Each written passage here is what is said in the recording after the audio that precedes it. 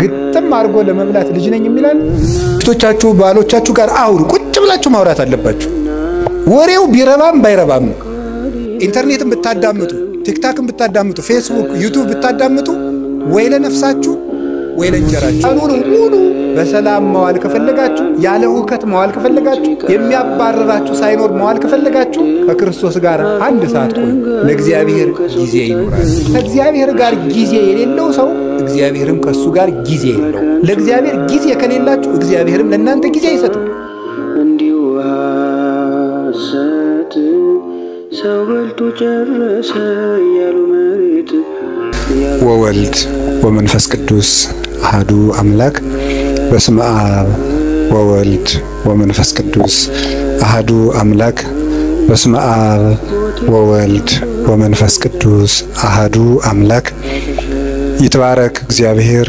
አምላከ አበዊነ ቅዱሳን ዘሰብሐ ምህረቶ ላዕሌነ ይቅርታውን ቸርነቱን ምህረቱን በእኛ ላይ ያጸና ቅድመ ዓለም የነበረ ይህንን ዓለም በካህሊነቱ የፈጠረ ትንኝንም እንስኳ ሳይዘነጋ የሚመግብ ስጋችን ለብሶ ዓለምን ያዳነ ዓለምን አሳልፎ የሚኖር ጌታችን መድኃኒታችን ኢየሱስ ክርስቶስ ላደረገልን ለቸርነት ሥራው ሁሉ ከባህሪ አባቱ ከአብ ከባህሪ ሕይወቱ ከመንፈስ ቅዱስ ጋር አንድ ለምትወድ መንግስቱ ክብር ምስጋና ይግባው የእናታችን የቅድስት ድንግል ማርያም የቅዱሳን መላእክት የቅዱሳን ነቢያት የቅዱሳን ሐዋርያት የሰማዕታት የጻድቃን ረድኤታቸው በረከታቸው ከሁላችን ጋር ጸንቶ ይኖር የተከበሩ አባታችን መላከ ገነት መዝገቡ ላቀው የዚህ ታላቅ ደብር አስተዳዳሪ የተከበራችሁ አባቶቻችን ሊቃውንተ ቤተ ክርስቲያን ካህናት አባቶች ዲያቆናት ወንድሞች የጌታችን የመድኃኒታችን ኢየሱስ ክርስቶስ የድህነት ቤተሰቦች የምትሆኑ ምእመናን አንድ አምላክ በሚሆን በአብ በወልድ በመንፈስ ቅዱስ እንደምን ዋላችሁ እንደምን አመሻችሁ እንደምን ሰነበታችሁ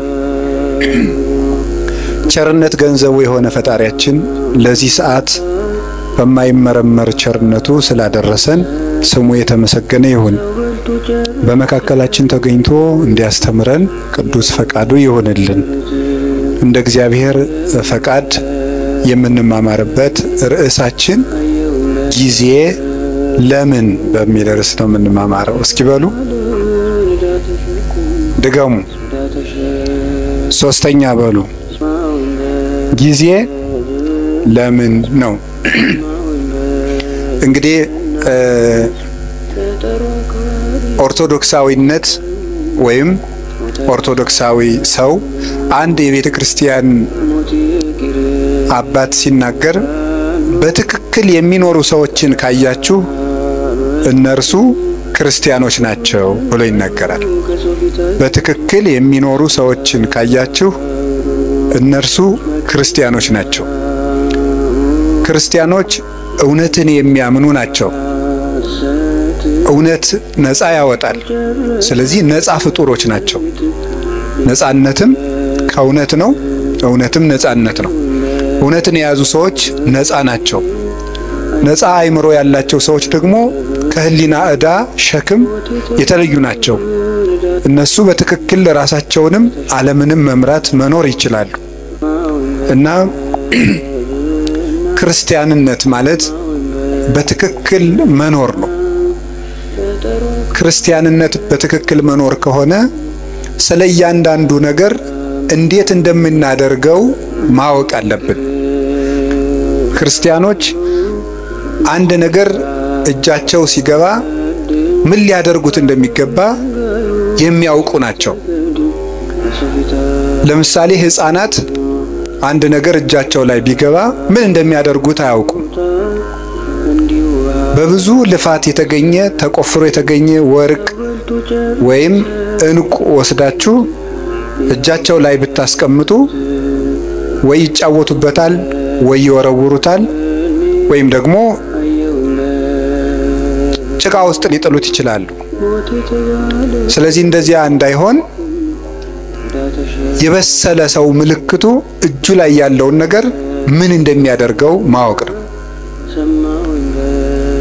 የተናቀውን አያከብርም፣ የከበረውንም አይንቅም ማለት ነው። መልካሙን ክፉ አይልም፣ ክፉውን መልካም አይልም። ነብዩ ኢሳይያስ እንደነገረን አሌ ሎሙ ለለ ይብልዎ ለእኩይ ሰናየ ወለሰናይኒ እኩየ፣ መልካሙን ክፉ ክፉውን መልካም ለሚሉ ሰዎች ወዮላቸው ይላል። መልካሙን ክፉ ክፉውን መልካም ለሚሉ ወይም የተዋረደውን የሚያከብሩ የተከበረውን የሚያዋርዱ። ያው ሰው ህሊናው ሲንሸዋረር አጥርቶ ማየት ሳይቻለው ሲቀር የከበረው ነገር ዝቅ ብሎ ይታየዋል፣ ዝቅ ያለው ነገር ደግሞ ትልቅ ሆኖ ይታየዋል። ስለዚህ የታነቀውን እያደነቀ ድንቅ የሆነውን ደግሞ እየናቀ ከሱም እየራቀ ይቀጥላል እና ክርስቲያኖች ለሁሉም ነገር ቁመናም እውነትም ምልከታም ሊኖረን ይገባል። አንዱ ልናውቀው ስትኖሩ ሰውነት ለኔ ምንድነው ማለት አለብን። ዓለም ለኔ ምንድናት? ለምሳሌ ለሌሎች ሰዎች ዓለም መጨረሻቸው ናት። ዓለም መጨረሻዬ ነው ብሎ ያሰበ ሰው ሁሉንም ነገር በዚህ ዓለም ኑሬ ልፍጀው የሰማዩን ማናየ ይላል። ዓለም ለኛ መሻገሪያችን ናት ብሎ ያሰበ ሰው ደግሞ ዓለምን ተጠቅሞባት ይሄዳል። ገንዘብ ለኔ ምንድነው ማለት አለብን። ሰው ለኔ ምንድነው? መቼስ ሰው እንስሳ ነው ብሎ ያሰበ ሰው ለሰው ክብር ይኖረዋል ብለን ማሰብ አንችልም። እንደዚህ ያለ ሰው ደግሞ ሰው እንስሳ ነው ብሎ መነሻ ያደረገ ሰው የሰው መወለድም አይደንቀውም፣ መሞትም አይደንቀውም። ሞተ ሲባልም እንደቀላል ነገር ዕቃ እንደተሰበረ ያልፈዋል ማለት ነው እና ነገሮችን የምንወድቅባቸውም የምንሻገርባቸው ምክንያት ለነገሮቹ ካለን አተያይ የሚመነጭ ነው እና ትምህርት የሚያስፈልገው ኦርቶዶክሳዊ እይታ እንዲኖረን ነው፣ የጠራ አይን እንዲኖረን ነው። ዛሬ በዚህ ቦታ እንድንማማር የፈለኩት ጊዜ ለኦርቶዶክሳውያን ምንድነው የሚለው ነው። ለኦርቶዶክሳውያን ለኛ ለክርስቲያኖች ጊዜ ምንድነው ነው። ጊዜ እንደነም እግዚአብሔር በመድር ላይ ከሰጠን በጣም ትልቁ ስጦታ ጊዜ ነው። እግዚአብሔር የሰጠን ማንንም ሊሰጠን የማይችለው እግዚአብሔር የሰጠን እድል ጊዜ ነው። እንደው ይገርማችኋል ግን ሰው ይሄንን ትኩረት ሰጥቶት አያውቅም። ሀብት የማይመስሉ ብዙ ነገሮች አሉ የማናስተውላቸው። ለምሳሌ እንደው የገጠሩ ሰውም ይተርታል። ጤና ሀብት አይመስልም ይላል፣ ውሃ ገንዘብ አይመስልም ይላል። የጤና ሀብትነት ለሰው አይረዳውም። ብዙ ጊዜ የውሃ ሀብትነት አይረዳውም። የአየር የኦክሲጅን ሀብትነት አንረዳውም። ኦክሲጅን ሰዎች የሚያዙበት ቢሆን ኑሮ ለስንት ቀን መቆየት እንደምትችሉ አስባችኋል? ኦክሲጅን በሆኑ ሰዎች እጅ ቢሆን ኑሮ ሁላችን ገለውን አናድርም ብላችሁ ነው? እነዚያ ሰዎች እነገሌ ናቸው እንዳትሉ ወስዳችሁ አታነካኩኝ ነው ያልኩኝ። በሰዎች እጅ ቢሆን ኑሮ ነው ያልኩት። በሰው እጅ ቢሆን ኑሮ አየር ስንት ቀን ነው የምንሰነበተው? ዛሬን ራሱ ማደር እንችላለን? አንችልም። የውጭውን ይቅርና በዚህ ያለውን በህዋ ላይ የተለቀቀውን ኦክሲጅን ይቅርና ያንተን አየር እንዳታስወጣ ብንባልስ? አይቻልም ብንባል እናድራለን? የራሳችን አየር እንዳይወጣ ብንከለከል መኖር እንችላለን? አንችልም። የአካል ክፍሎቻችንን ስጦታነት አስተውለን አናውቅም። እግዚአብሔር የሰጠንን ነገር ሰዎች ሊያደርጉልን የማይችሉ እንዲሁ እግዚአብሔር ምን አደረገልኝ እንላለን እንጂ እግዚአብሔር አንድ ቀን ጣፊያን ራሱ ስራ እንድታቆም ቢያደርጋት መኖር እንችላለን? እንችላለን? በሰውነታችን ያለውን የጨው መጠን ማን ሊያጣራው ይችላል? ስለዚህ እንሞታለን ማለት ነው። ፊኛ ስራ ብታቆም መኖር ይቻላል? ይቻላል? እስኪ ንገሩኝ። ሌላ የባሰ ነገር ሰው የሚጸዳዳበት የአካል ክፍል ቢዘጋ መኖር ይችላልላችሁ? ይቻላል? አይቻልም። እግዚአብሔር የሰጠን የአካል ስጦታ ማንኛውም ሰው የከበረ ሰው እንኳን ከብሮ የሚውለው እኮ መጸዳዳት ስለቻለ የከበረ ሰው እንኳን ቢሆን እና እግዚአብሔር እንዴት አድርጎ ስጦታ እንደሰጠን ማስተዋል አለብን። ደስ እንዲላችሁ ከፈለጓችሁ እጃችሁ ላይ ያለውን እግዚአብሔር የሰጣችሁን ጸጋ ማስተዋል፣ የሌለንን እየቆጠርን ከምናዝን ያለንን እያየን መደሰት ነው። ደስታ ከውጭ አይመጣም፣ ከህሊናችን ነው የሚመጣው። አንዱ የምናባክነው በጣም እያባከን ነው ያለው ነገር አካላችን፣ አይምሮአችን። እሱም በሌላ ጊዜ ትማሩታላችሁ። እንዴት አድርገን እግዚአብሔር የሰጠንን አካል እያባከን ነው እንደሆነ ትማሩታላችሁ። እኔ ግን ዛሬ መናገር የፈለኩት ስለ ጊዜ ነው። እግዚአብሔር ጊዜ ሰጥቶናል። ጊዜ በእግዚአብሔር ዘንድ ምንድነው? ጊዜ ፍጡር ነው፣ እንደምታውቁት መለኪያ ነው። እግዚአብሔር ያለ ጊዜ ነው የኖረው። ዘመን ሳይፈጠር እግዚአብሔር ነበረ። ጊዜ ፍጡር ነው። በቤተ ክርስቲያን አስተምሮ የመጀመሪያ ሰዓት ትባላለች። ቁጥር የተጀመረው መጋቢት 29 ቀን ነው። መጋቢት 29 እና መጋቢት 30 ሚያዝያ 1 በሊቃውንት አነጋገር ዕለተ ጠቢባን ይባላሉ። ጠቢባን ሥላሴ አንድ ሳይሉ 29 ብለው ስለጀመሩ ነው። 7 ዕለታትን ፈጠረና አቆመ። 7 ዕለታት በዕብራውያን አነጋገር 7 ቁጥር ፍጹም ቁጥር ተደርጎ ይነገራል። መጽሐፍ ቅዱስ ሲተረጎም ማወቅ ካለብን ነገሮች አንዱ የመጽሐፍ ቅዱስን መነሻ ባህል ነው ማወቅ የሚገባል። የመጽሐፍ ቅዱስን መነሻ ባህል ስናውቅ መጽሐፍ ቅዱስን መረዳት እንችላለን። ስለዚህ በዕብራውያን ወይም በእስራኤል ባህል 7 ቁጥር እንደ ፍጹም ቁጥር ይቆጠራል። በኢትዮጵያ ለምሳሌ 10 ቁጥር እንደ ፍጹም ቁጥር ይቆጠራል አይደል? አታውቁም? ለምሳሌ የሆነ ሰው 10 ጊዜ አጨቅጨቀኝ ይላል። እናንተ ግን 3 ጊዜ ብቻ ሊሆን ይችላል ያላችሁት። ለምንድነው 10 ጊዜ የሚለው? ጭራሽ ማለት ነው፣ ፍጹም ማለት ነው። ምን 30 ጊዜ ጨቀጨቀኛ ላያ ይላል። ነገርከኝ እኮ ይላል። ብፁዕ አባታችን መጥተዋል። ከመቀመጣችን ተነስተን እንቀበልና እሺ፣ በረከታቸው ይድረሰን። ሁላችሁም ተባርካችኋል። ባላችሁበት ቁጭ በሉ። እኔም ተሳልሜ ብመጣ ተፈቅዳላችሁ አይደል?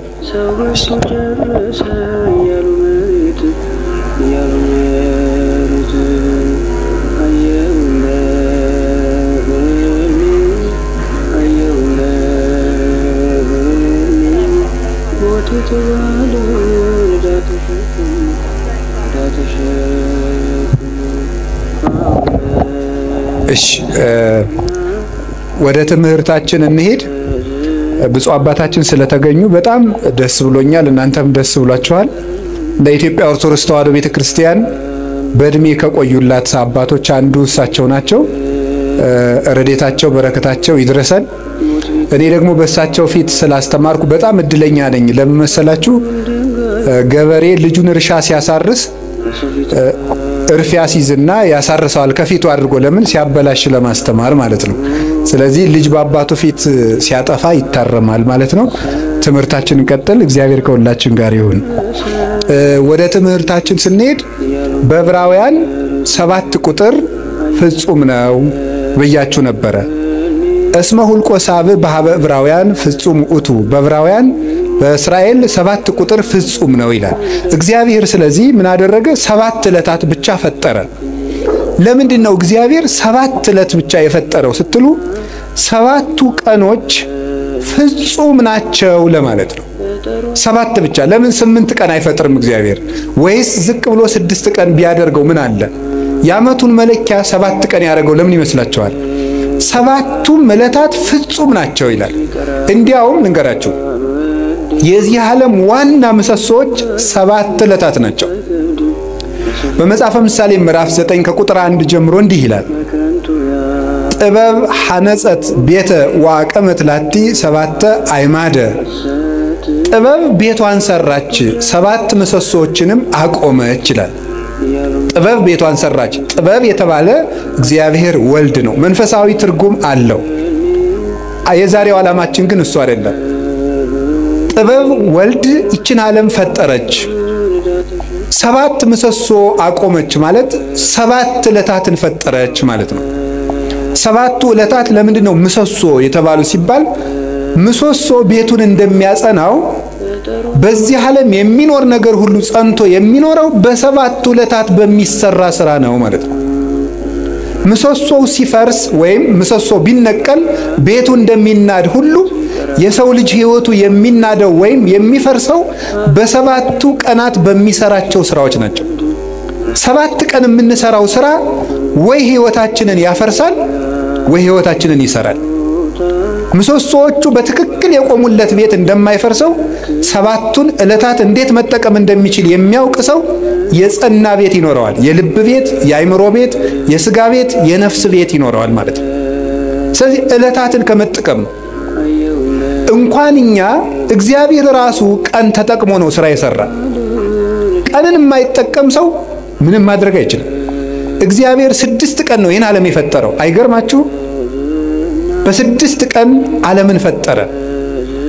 ምን ማለቱ ይመስላችኋል? ኋላ ያን 6 ቀን ደግሞ ለኛ ሰጠን። የሰጠኋችሁ 6 ቀን እኔ ዓለምን የፈጠርኩበት ነው። እናንተ የምትቀልዱበት እሁድ 4 ባህሪያት የተፈጠሩበት ነው። መሬት፣ ውሃ፣ ነፋስ፣ እሳት 4 ባህሪያት፣ 7 መላእክት፣ 7 ሰማያት፣ መላእክት፣ ብርሃን 8 ፍጥረታትን ያከናወንኩበት ቀን ነው። እናንተ የምትቀልዱበት ሰኞ ይሄን የምታዩትን ጠፈር የዘረጋውበት ቀን ነው። እናንተ የምትቀልዱበት ማክሰኞ በምድር ላይ ያሉ እጽዋትን ሁሉ የፈጠርኩበት ቀን ነው። እናንተ እንደዋዛ የምትገፉት ረቡዕ በዚህ ዓለም የሚያሸበርቁ ፀሐይ፣ ጨረቃ፣ ከዋክብትን ያበራሁበት ቀን ነው። እናንተ በስንፍና የምትሸኙት ሐሙስ በባህር ውስጥ ያሉ አዞ፣ ጉማሬ፣ ሌሎችን ማሳንበሪዎችን በክንፍ የሚበሩትን፣ በእግራቸው የሚሽከረከሩትን፣ በክንፋቸው የሚበሩትን ሁሉ ያስገኘውበት ቀን ነው። እናንተ በዋዛ በፈዛዛ የምታሳልፉት ዓርብ በአርአያዬ በአምሳሌ ሰውን የፈጠርኩበት ቀን ነው ማለቱ ነበረ። ሰኞ፣ ማክሰኞ፣ ረቡዕ እንደዋዛ ሲያልፉ እነዚህ ትዝ ብሏቸው ቃል እነዚህ ሁሉ ዓለማት 20 ዓለም ነው ያለው። አሁን እኛ ከ20 ዓለማት የምንኖረው በአንዷ በዳረጎቷ በጫፏ በዚች ምድር ነው። እግዚአብሔር የፈጠረው 20 ዓለም ነው። ከ20ኛው በዚች ዓለም የምናየው ነገር ሁሉ እንኳን ተመርምሮ አይዘለቅም። ህሊና ራሱ ይደክማል ቢያስብ። እንኳንስ ሌላውን ያንን ሰው ተፈጥሮ እንኳን ብታዩት ሊገባና አይችልም። እንደዚህ ያሉ ድንቅ ነገሮች የተደረጉት በ6 ቀን። የጊዜን ጥቅም አያችሁት? በ7ኛው ቀን እግዚአብሔር አረፈ። ምን ማለት ይመስላችኋል? እግዚአብሔር 6 ቀን ሰራና አረፈ። ስራችሁ ብዙ ይሁን ረፍታችሁ ጥቂት ይሁን ማለቱ ነበር። በቁሙ ነው፣ ወርቅ አለው፣ መንፈሳዊ ትርጉም አለው። ስራችሁ ብዙ ይሁን ረፍታችሁ ግን ጥቂት ይሁን። ይውላችሁ በዚህ ዓለም ላይ ብዙ ሰዎች የሚቸገሩበት ምክንያት ደስታን ፍለጋ ነው። ደስታ ደግሞ ከመስራት የሚመጣ ነው እንጂ ከማረፍ የሚመጣ አይደለም። ሐዘን ከየት ይወለዳል ካላችሁ ከረፍት ብዛት ነው። የኃጢአት ምንጮች የሚባሉት መብል፣ መጠጥ፣ የረፍት ብዛት፣ እንቅልፍ ናቸው። ስለዚህ ረፍት የሚያበዙ ሰዎች ምን ጊዜም ህይወታቸው ሐዘንተኛ ነው። የእንቅልፍ ብዛት የተቦጫጨቀ ልብስ ያስለብሳል ይላል ሰሎሞን። ደሃ ያረጋል ማለት ነው ብዙ የምትተኛ ከሆነ። የእንቅልፍ ብዛት መጽሐፍ ቅዱስ ነው ያለው፣ የተቦጫጨቀ ልብስ ያስለብሳል። ጊዜን ባለመጠቀማችን ምክንያት አይ ጊዜ የሰጣቸው እና ያገሌ ሀብታሙ ነው ምናምን ቢባል የድንቁርና ጉዳይ። በጊዜ ያለመጠቀማችን እንዴት እንደሚጎዳን ተመልከቱ። እስቲ ርዕሳችን ምንድነው? እስቲ በሉ ምን አላችሁኝ? ጊዜ ለምን? እግዚአብሔር በጊዜ ዓለምን ምን አደረገበት አልኳችሁ? ፈጠረ፣ ዓለምን አጸናበት። ጊዜ ምሰሶ ነው። ጊዜ መፍጠሪያ ነው። የሌለን ነገር ማምጫ ነው። ጊዜውን የሚጠቀም ሰው የሌለ ነገር ያመጣል። እግዚአብሔር በጊዜ የሌለን ነገር አመጣ። ሰማይ አልነበረ፣ ምድር አልነበረ። የሌለንን ነገር ማምጣት ከፈለጋችሁ ጊዜያችሁን ተጠቀሙ። ጊዜ ላይ የሚቀልድ ሰው ምኞቱን ታቅፎ ይሞታል እንጂ ምንም አያመጣም። ጊዜ ነው የሌለውን ያመጣ። እግዚአብሔር በጊዜ ለክቶ የምሕረት ቀጠሮ ሰጠ። በኖህ ዘመን 120 ቀን 120 ዓመት ሰጠው አለ። 100ውን ቀለዱ፣ በ20 አጠፋቸው። 20ውን ትቶ አጠፋቸው። በኖህ ዘመን የነበሩ ሰዎችን 120 ሰጣቸው። 20ው ሲቀር ንስሐ እንገባለን ሲሉ 100 ሳያልቅ ጨረሳቸው። ጊዜን ካልተጠቀምክበት ብሰጥህም አትጠቀምበት ብሎ ወሰዳቸው። ዛሬ ለምን ይመስላችኋል የምንቀሰፈው? እግዚአብሔር ጊዜ ሰጠ፣ አልተጠቀምንበትም። ስለዚህ እየቀነሰ ይወስደናል ማለት ነው። በሰጠን ጊዜ ካልተጠቀም ከእድሜያችን ቀንሶ ያነሳናል። የማያፈራለትን ዛፍ በጓሮው የሚንከባከብ ገበሬ ጅል ማን አለ? ሌላው የባስ በጠፈጠፉ እየተንጠፈጠፈ ሌሎችን አዝመራዎች እንዲያጠፋቸው ነው። ይልቁን በጊዜ መቁረጥ ነው። ስለዚህ እግዚአብሔር ይቆርጣል። የማያፈራውን ፍሬ የማያፈራውን ዛፍ ከሱ ይቆርጡታል ብሎ ነግሮናል። ወይወዲው ውስተ እሳተ ገሃነም፣ በእሳት ያቃጥሉታል። ምን ፍሬ የማያፈራውን ቅርንጫፍ። አነውቱ ሐረገ ወይን ዘጽድቅ ወአንቱም አይጹቂሁ ንበሩ በየ ወአነብክሙ፣ እኔ የወይን ሐረግ ነኝ፣ እናንተ ደግሞ ቅርንጫፎች ናችሁ። በእኔ ኑሩ፣ እኔም በእናንተ እኖራለሁ። ፍሬ አፍሩ፣ ካላፈራችሁ ትቆርጣላችሁ አለ። እግዚአብሔር በጊዜ ምሕረት ሰጠ። በጊዜ ያልተጠቀሙትን ደግሞ አጠፋቸው። እግዚአብሔር ለመወለድ 5500 ዘመን ቀጠረ። 5500 ዘመን ሲፈጸም ተወለደበት። ዋመ በፀሐ ጊዜሁ ፈኖ ወልዶ እግዚአብሔር ወልዶ ዋሂደ ወተወልደ እምብሲት። የዘመን ፍጻሜ በደረሰ ጊዜ እግዚአብሔር ተቀዳሚ ተከታይ የሌለ ልጁን ውረድ ተወለድ ሙት ተሰቀል ብሎ ለኩነተ ሥጋ ወደዚህ ዓለም ላከው። ንዕድ ክብርት ከምትሆን ከመቤታችንም ተወለደ ይላል። ጊዜው በደረሰ ጊዜ በጊዜ እግዚአብሔር ተወለደ። በጊዜ ዓለምን ፈጠረ፣ በጊዜ ቀጠረ፣ በጊዜ ሱባኤ አስቆጠረ፣ በጊዜ ትንቢት አናገረ። ጊዜው ሲደርስ ደግሞ ተወለደ። እግዚአብሔር በጊዜ ምስጢር ገለጠ። በጊዜ ጌታችን መድኃኒታችን ኢየሱስ ክርስቶስ ብዙ ሰርቶበታል። ምስጢርም የሚገለጠው በጊዜ ነው። በጊዜው ተጠመቀ፣ በጊዜው ተወለደ፣ በጊዜው አደገ፣ በጊዜ ጾመ 40 ቀን፣ በጊዜ አስተማረ 3 ዓመት ከ3 ወር፣ በጊዜ ምስጢሩን ገለጠ። በደብረ ታቦር እንኳን ብርሃን ከገለጠላቸው በኋላ እንዳትናገሩ እስካሜት ፈጸም በጊዜው፣ ጊዜው እስኪደርስ ድረስ በትንሣኤ ልቡናችሁ ቀንቶላችሁ ምስጢር ተከናውኖላችሁ በሀብተ መንፈስ ቅዱስ ተሰርታችሁ እስክትናገሩት ድረስ ቆዩ አላቸው። በጊዜ የሚነገር አለ፣ በጊዜ የማይነገር አለ። ወበየ ብዙ ነገር ዛነ ነግረክሙ፣ የምነግራችሁ ብዙ ነገር ነበረኝ። ወባይቱ እትክሉ ይእዜ ጸዊሮቶ፣ ነገር ግን ዛሬ ልትሸከሙት አትችሉም፣ በጊዜው ነግራችኋለሁ። በጊዜ የሚነገር አለ። በነገራችሁ ላይ ጥበበኛ ሰው ማለት የት መናገር እንዳለበት የሚያውቅ፣ መቼ መናገር እንዳለበት የሚያውቅ፣ በማይናገርበት ጊዜ ዝም የሚል፣ በሚናገርበት ጊዜ ደግሞ ዝም የማይል፣ ጊዜ ቦታ አይቶ የሚናገር ሰው ነው ጠቢብ የሚባለው። ሁሉም በጊዜው የሚናገር። ጌታችን ኢየሱስ ክርስቶስ በጊዜው ተሰቀለ፣ በጊዜው ተያዘ፣ በጊዜው ሞተ፣ በጊዜው ተነሳ፣ በጊዜው አረገ፣ በጊዜው ሀብተ መንፈስ ቅዱስን ላከላቸው 10 ቀን ጠብቆ። ያለ ጊዜ ጸጋም አይሰጥም። እንዲያው ልጁን እንዲያው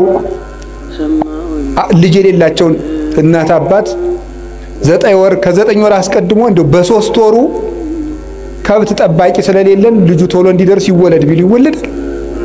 አይወለድም። በጊዜው ነው የሚወለደው። ለመውለድም ጊዜ አለ። ጸጋም በጊዜው ነው የሚሰጠው። ጥያቄም በጊዜው ነው የሚመለሰው። ጊዜ አለው። አሁን ፈልጌያለሁ ቢባል አይሆንም፣ በጊዜው ይሆናል። መቆየት ያለብንን መቆየት። እግዚአብሔር በጊዜው ሁሉን ሰራ። እንግዲህ ደግሞ በጊዜው ይመጣል። ያ ጊዜ መቼ እንደሆነ ደግሞ አታውቁም ብሎና ትግሁ እንከ እስመ የተአምሩ ጊዜ ይመጽእ፣ እግዚእክሙ ጌታችሁ የሚመጣበትን ጊዜ አታውቁምና ተግታችሁ ጠብቁ። ሶበሰ አይመረ ባለቤት ጊዜ ይመጽ ሰራቂ እምተጋ ዋህለው ባለቤት ሌባ የሚመጣበትን ጊዜ ቢያውቅ ኑሮ በዚያች ሰዓት ይተጋ ነበር። ግን ሌባው መቼ እንደሚመጣ ስለማያውቅ ሌሊቱን ሙሉ መትጋት አለበት። እናንተም ጌታችሁ የሚመጣበትን ሰዓት ብታውቁት በዚያች ሰዓት ብቻ ተተጉ ነበር። ግን ጌታችሁ በ10 ዓመታችሁ ይምጣ፣ በ20 ዓመታችሁ፣ በ30 ዓመታችሁ ይምጣ፣ በ50 ዓመታችሁ ስትጀምሩ ይምጣ፣ ስትጨርሱ አታውቁትም። ስታገቡ ይምጣ፣ ስትሸመግሉ ይምጣ፣ ሳታገቡ ይምጣ፣ ስታገቡ ይምጣ፣ አታውቁትም። በድህነታችሁ ጊዜ ይምጣ፣ በሀብታችሁ ጊዜ ይምጣ፣ ስትሾሙ ይምጣ፣ ስትሻሩ ይምጣ፣ የምታውቁት ነገር የለም። በሰጣችሁ ጊዜ ተዘጋጅታችሁ ኑሩ ብሎ ሰጥቶናል። ጊዜ እንዲህ ያለ ሀብት ነው። የእግዚአብሔር ቤተሰቦች በጊዜ እንጠቀምበት። ጊዜን አባቶቻችን ብዙ ሰርተውበታል። ቅዱስ ቂርቆስ ያን ሁሉ ሰማዕትነት ሲፈጽም የስንት ዓመት ልጅ ነበር? የ3 ዓመት ልጅ ነው። ድንግል ማርያም የአምላክ እናት ስትሆን የስንት ዓመት ልጅ ነበረች? የ15 ዓመት ልጅ ነበረች። እንግዲህ እዚህ ውስጥ 50ም አለ 60ም አለ። እንደገና ደግሞ ወጣት ነኝ እያላችሁ የምትቀልዱ ገና ልጅ አይደለው እንደምትሉ ለተንኮል ሲሆን ልጅ ነኝ አትሉ። ቁራው ሲሏችሁ ልጅ ነኝ ትላላችሁ። ኃጢአት ሲሆን ልጅ ነኝ አትሉ ትላላችሁ። አረ ይሄ ልጅ ነኝ ገና ቆይ ይሄን አትስጡኝ ትላላችሁ አትሉ። ግጥም አርጎ ለመብላት ልጅ ነኝ የሚላል አለ እንዴ? አይጣላ ድረስ አይደል? አሁን ማለት ተገኝቶ ነው። እንዲሁም ትንንሽ ነው ብዙ የሚበላ። ለማመንዘር ልጅ ነኝ የሚላል የለም። ትንሹም ትልቁም ለጽድቅ ሲሆን ልጅ ነኝ አትበል ብሏል። ሕፃን ነኝ ኢትበል እስመ ንዑስ አነ እኔ ልጅ ነኝ አትበል ብሏል። ትንቢተ ኤርምያስ ምዕራፍ 1 ቁጥር 8 ላይ ለበጎ ነገር ልጅ ነኝ አትበል። ስለዚህ የእግዚአብሔር ቤተሰቦች ቅዱስ ጊዮርጊስ 4 ጊዜ ሞቶ ሲነሳ ያ ሁሉ ሰማዕትነት ሲፈጽም ጠቅላላ እድሜው 27 ዓመት። በጊዜ አባቶቻችን ተጠቀሙበት። በቀኝ የተሰቀለው ወንበዴ መንግስተ ሰማያትን የወረሳት በ3 ሰዓት ዝግጅት ነው። ለተጠቀመበት ሰው 3 ሰዓት መንግስተ ሰማያትን ያስገኛል። አብሮ የቆመው ሰው ደግሞ በዚያው ሲኦልን አግኝቷል እድሜ ዘመኑ። አንድ ቀን የሰማ ሰው ዘኬዎስ ተመልሶ ጊዜውን ተጠቅሞ መንግስተ ሰማያት ገብቷል። 3 ዓመት አብሮ የቆየው ይሁዳ ጊዜውን መቀለጃ ስላደረገው ከክርስቶስ መንግስት ውጭ ሆኗል። በጊዜ የሚቀልል ሰው ይሁዳ ጊዜውን እንደድል መጠቀም ሲገባው መተናኮያ ያደረገው። ምን አደረገ መስላችሁ? ክርስቶስን እኔ እሸጠዋለሁ አለ። እሸጥና እሱ እንደለመደ በታምራቱ ያመልጣል። ከዚያ በኋላ ደግሞ እኔ መመልሼ ገንዘቤን በልቼ መምር የብዬ ከሱ ጋር ታሪክ ይቀጥላለሁ አለ።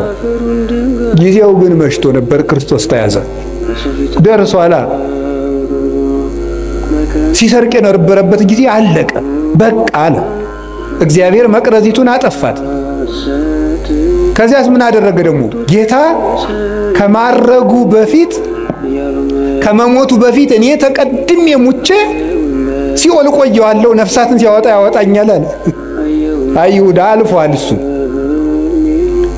ምን አደረገ ጌታ? የለም ይሁዳ ዛሬም አትሞትም ብሎ ግንባሩ ተፈጥፍጦ ቆይ፣ ሆዱ ተዘርግፎ ቆይ። ከዛ ምን አደረገ ጌታ? ሲያረግ አንተ ያሰቀልከው ሰው እኮ አረገ አሉት።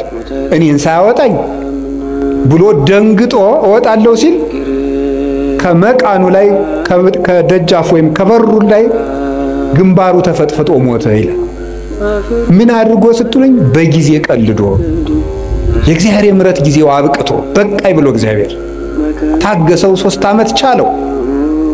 አብሮት እየዋለ ሙዳየ ምጽዋቱን እየሰረቀ ማይምረህ ቧት ክርስቶስ አብሮት እያለ እየሰረቀ የሚያውቀውን ጌታ እንዳላዋቂ መጥቶ አብሮት በሐከረቢ መምህር ደህና ዋልክ እያለ የልቡን በልቡ እያደረገ 3 ዓመት ቻለው።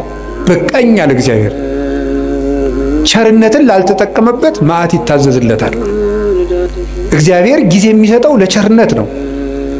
የተአምርኑ ከመሳይሉ ለእግዚአብሔር ኪያከ ያገርህ በንስሐ የእግዚአብሔር ቸርነቱ አንተን ወደ ንስሐ እንዲመራህ አታውቅምን ይላል ቅዱስ ጳውሎስ ሮሜ ምዕራፍ 2 ላይ ሲናገር።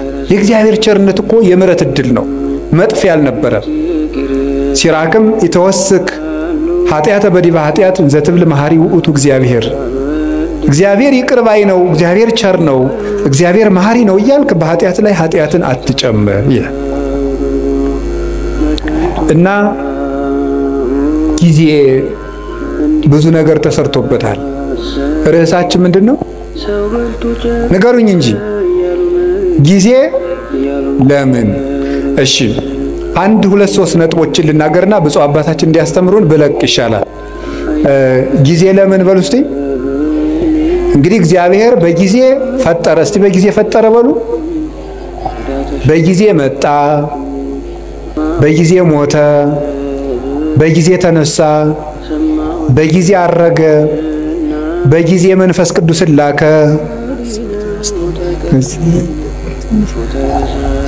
እሺ በጊዜ ይመጣል በሉ። በጊዜ ምን ይላል? ይመጣል። ጊዜ እግዚአብሔር ይሄን ሁሉ ሰርቶበታል። አሁን እኛ በጊዜ ምን እናድርግ ነው ርዕሳችን። እስኪ ጊዜ ለምን በሉ። እሺ የመጀመሪያው ጊዜ ለእግዚአብሔር በሉ። ሁላችሁም በሉ እስኪ ድገሙ። አሁን ከዛሬ በኋላ ይሄ እኮ መመሪያ ነው። እንግዲህ የኑሮ መመሪያ እየነገርኳችሁ ነው። የመጀመሪያ መርሃችን እዚህ ውስጥ የተሰበሰብነው ጊዜ ለማን መመሪያችን ነው። ከዛሬ ጀምሮ ጊዜ ለማን? አንዴ ድገሙ። ጊዜ ለእግዚአብሔር። ከእግዚአብሔር ጋር መኖር ነው። ጊዜ የተሰጠው እግዚአብሔርን ልናመልክበት ነው። ስብሐ ለዕለተ ይሴብሐከ ቅዱስ ዳዊት በቀን 7 ጊዜ አመሰግንሃለሁ ይላል። ጠዋት 12 ሰዓት እንደተማራችሁት ካሁን በፊት ብርሃን ሌሊቱን አሳልፈህ ብርሃን የሰጠኸኝ ጌታ ብለን፣ በብርሃን የፈጠርከኝ ጌታ ብለን፣ ለኔ ስትል ማለዳ ከሐና ከቀያፋ ፊት በ12 ሰዓት ተከሰስክልኝ ብለን 3 ሰዓት እንጸልያለን። ሔዋን የተፈጠረችበት ቅድስት ድንግል ማርያም ብስራተ መላክን የሰማችበት ለሁሉ ፍትህ የሚሰጥ ጌታ በ3 ሰዓት ከጲላጦስ ፊት ተከሶ የቀረበበት 3 ሰዓት 6 ሰዓት አዳም የተሳሳተበት የሰው ልጅ አይምሮ የሚደክምበት ደና ሲጫወት የቆየው ሰውዬ 6 ሰዓት ላይ ማዛጋት ይጀምራል። 6 ሰዓት አጋንንት የሚሰለጥኑበት ሰው የሚደክምበት ጊዜ ነው። አዳምም የሳተበት ጊዜ ነው። 6 ሰዓት ደግሞ እግዚአብሔር ሁሉ ክርስቶስ የተሰቀለበት ሰዓት ነው። በዚያ ሰዓት አንዲት አቡነ ዘበሰማያት እንኳን መድከም 9 ሰዓት ጸሎት የሚያርግበት መስዋዕት የሚያርግበት ጌታ ነፍሱን ከስጋው የለየበት ለኔም ጥሩ አሟሟት ስጠኝ ለማለት ለኛ ሲል መራራ ሐሞት የጠጣበት ጎኑን ተወግቶ ማየገቦ ያፈሰሰበት 11 ሰዓት የተቀበረበት ነፍሳትን ከሲኦል ያወጣበት ሰዓት እግዚአብሔር አዳምን ፍለጋ የመጣበት እግዚአብሔር በ11 ሰዓት ነው አዳም ወዴት ነህ እያለ የበለስ ቅጠል ያገለደውን መሆን አዳም ፍለጋ በገነት ዛፍ መሃል የመጣው 11 ሰዓት የቀን ፍጻሜ ነው። በዘመን ፍጻሜ መጥቻ አድናለሁ እያለው ነው። ስለዚህ በ11 ሰዓት ጌታዬ ሆይ እኔንም ፈልገኝ ብሎ መጸለይ ይፈልጋል። እኔም ጫካ ውስጥ ነኝ ፈልገኝ ብሎ ማታ ምሽት ሰዓት የመጣውን ግርማ ሌሊት በሰላም አሳድረኝ ለኔ ስትል በምሽት 3 ሰዓት እንደውም በዴ ታሰርክልኝ ብሎ ማታ መጸለይ ይገባል። ቀኑን ሁሉ ለእግዚአብሔር መስጠት። ከእግዚአብሔር ጋር ጊዜ የሌለው ሰው እግዚአብሔርም ከሱ ጋር ጊዜ የለው። ለእግዚአብሔር ጊዜ ከሌላችሁ እግዚአብሔርም ለእናንተ ጊዜ አይሰጥም። እንዴ ለእግዚአብሔር እንደ ጊዜ ታጣላችሁ? እኔ እኮ ይገርመኛል። እግዚአብሔር የቲክቶክን ሩብ ይደርሰዋል ዛሬ? እስኪ ንገሩኝ፣ ይደርሰዋል? እንዴት ተጣድፎ የዘወትር ጸሎቱን እንዲሁ ያም ካደረሰ ነው ተጣድፎ ጨርሶ ግን ፌስቡክ ላይ ቲክቶክ ላይ ግን ተጥዶ ነው የሚውለው። እባካችሁ ለእግዚአብሔር ጊዜ ስጡ። እውነቴን ለእግዚአብሔር ጊዜ ከሌላችሁ ትጠፋላችሁ። የእውነቴን ለማስቀደስ ጊዜ የሌላችሁ ሰዎች እድሜያችሁ ያጥራል። ለዘወትር ጸሎት እድሜ ከሌላችሁ ጊዜ ከሌላችሁ ለእግዚአብሔር ከእግዚአብሔር ጋር ለመገናኘት መጽሐፍ ቅዱስ ለማንበብ ጊዜ የሌላችሁ ጊዜ የለኝም ደግሞ እንደው እናንተ ጉራችሁ እኮ ያልቀው። እስቲ ፌስቡክ ውስጥ የምታነቡት ቴክስት ቢደመር እንደው 20 ገጽ አይሆንም? መጽሐፍ ብናረጋው አይታተምም? ብሮሸር ብናረጋው ይሆናል እኮ ስትደዘድዙት የምትሉት። እንዴት ነው ጊዜ የሌላችሁ? ወእግዚአብሔር ይነግሮሙ ለሕዝቡ መጽሐፍ አንድ ከዛ እናንተ የሚመስላችሁ አንድ ሳምንት አንድ ገዳም ትሄዱና ጌታዬ ሕይወቴን ንገረኝ እንዴ ምኑን ነው የሚነግራችሁ? ጅል ነህ ብሎ ይንገራችሁ? ጌታዬ ሕይወቴን ንገረኝ ምንድነው የሚነግራችሁ ነው? እየነገራችሁ መስለኝ። መዝሙር 86 ላይ እግዚአብሔር ይነግሮሙ ለሕዝቡ በመጽሐፍ እግዚአብሔር ለሕዝቡ በመጽሐፍ ይነግራቸዋል። እስኪ በሉ እግዚአብሔር ለሕዝቡ በሉ በምን ይነግራቸዋል? በመጽሐፍ ይነግራቸዋል። መጽሐፍ ማለት እግዚአብሔር ለኛ የሚናገርበት ነው። ጸሎት ማለት ጸሎት ብሂል ተናግሮ ምስለ እግዚአብሔር ጸሎት ከእግዚአብሔር ጋር መነጋገር ነው ይላል።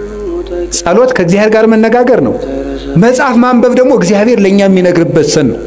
አጸም ዘይነብበኒ እግዚአብሔር አምላኬ እስመ ውእቱ ይነብብ ሰላም ለሕዝቡ ፈጣሪ እግዚአብሔር የሚናገረኝን እሰማለሁ እርሱ ለሕዝቡ ፍቅር አንድነትን ይናገራልና ይላል ቅዱስ ዳዊት። እግዚአብሔርን ለመስማት ጆሮ የሌለው መጽሐፍ ቅዱስ ለማንበብ በቀን 5 ደቂቃ የሌለው ሰው በየቀኑ ሁከት ሊሰማ ይገባዋል። እንዲህ ያለ ጆሮ ይነቀላል። ነብይ ያነስለክሙ ማህዊክሙ ዘከማዬ እንደኔ ያለ ነብይ ያስነሳላችኋል አለ ሙሴ ሲናገር ክርስቶስን ነው። እሱ ቀይ ባህር እንዳሻገረ ጌታ ገሃነምን ያሻግሯልና ብዙ ንጽጽር አለው። ወለቱ ስምዕዎ እሱን ስሙት ወኩላ ነፍስ እንተ ይተሰመው ለውቱ ነብይ ትሰሮም ህዝባ ያንን ነብይ የማትሰማ ጆሮ ግን ከወገኖቿ ተለይታ ትጥፋ ይል። ያን ነብይ የማትሰማ ማለት ክርስቶስን የማይሰማ ጆሮ ይነቀላል። ሰላም እግዚአብሔርን መስማት የማይፈልግ ጆሮ ሁከት፣ ጦርነት፣ ብጥብጥ፣ ሞት ሊሰማ ይገባዋል። በየቀኑ ይሄንን የምንሰማበት ምክንያት ለእግዚአብሔር ጆሮ ስለሌለን፣ ለእግዚአብሔር አይን ስለሌለን ነው። ለእግዚአብሔር እግር የለን። እግሮቻችሁ የት ነው የሚሄዱት? የሚፈጥኑላችሁ ወዴት ስትሄዱ ነው? ቤተክርስቲያን ሲሏችሁ አያደርሳችሁም። እንደው አይደረስ እኮ ነው።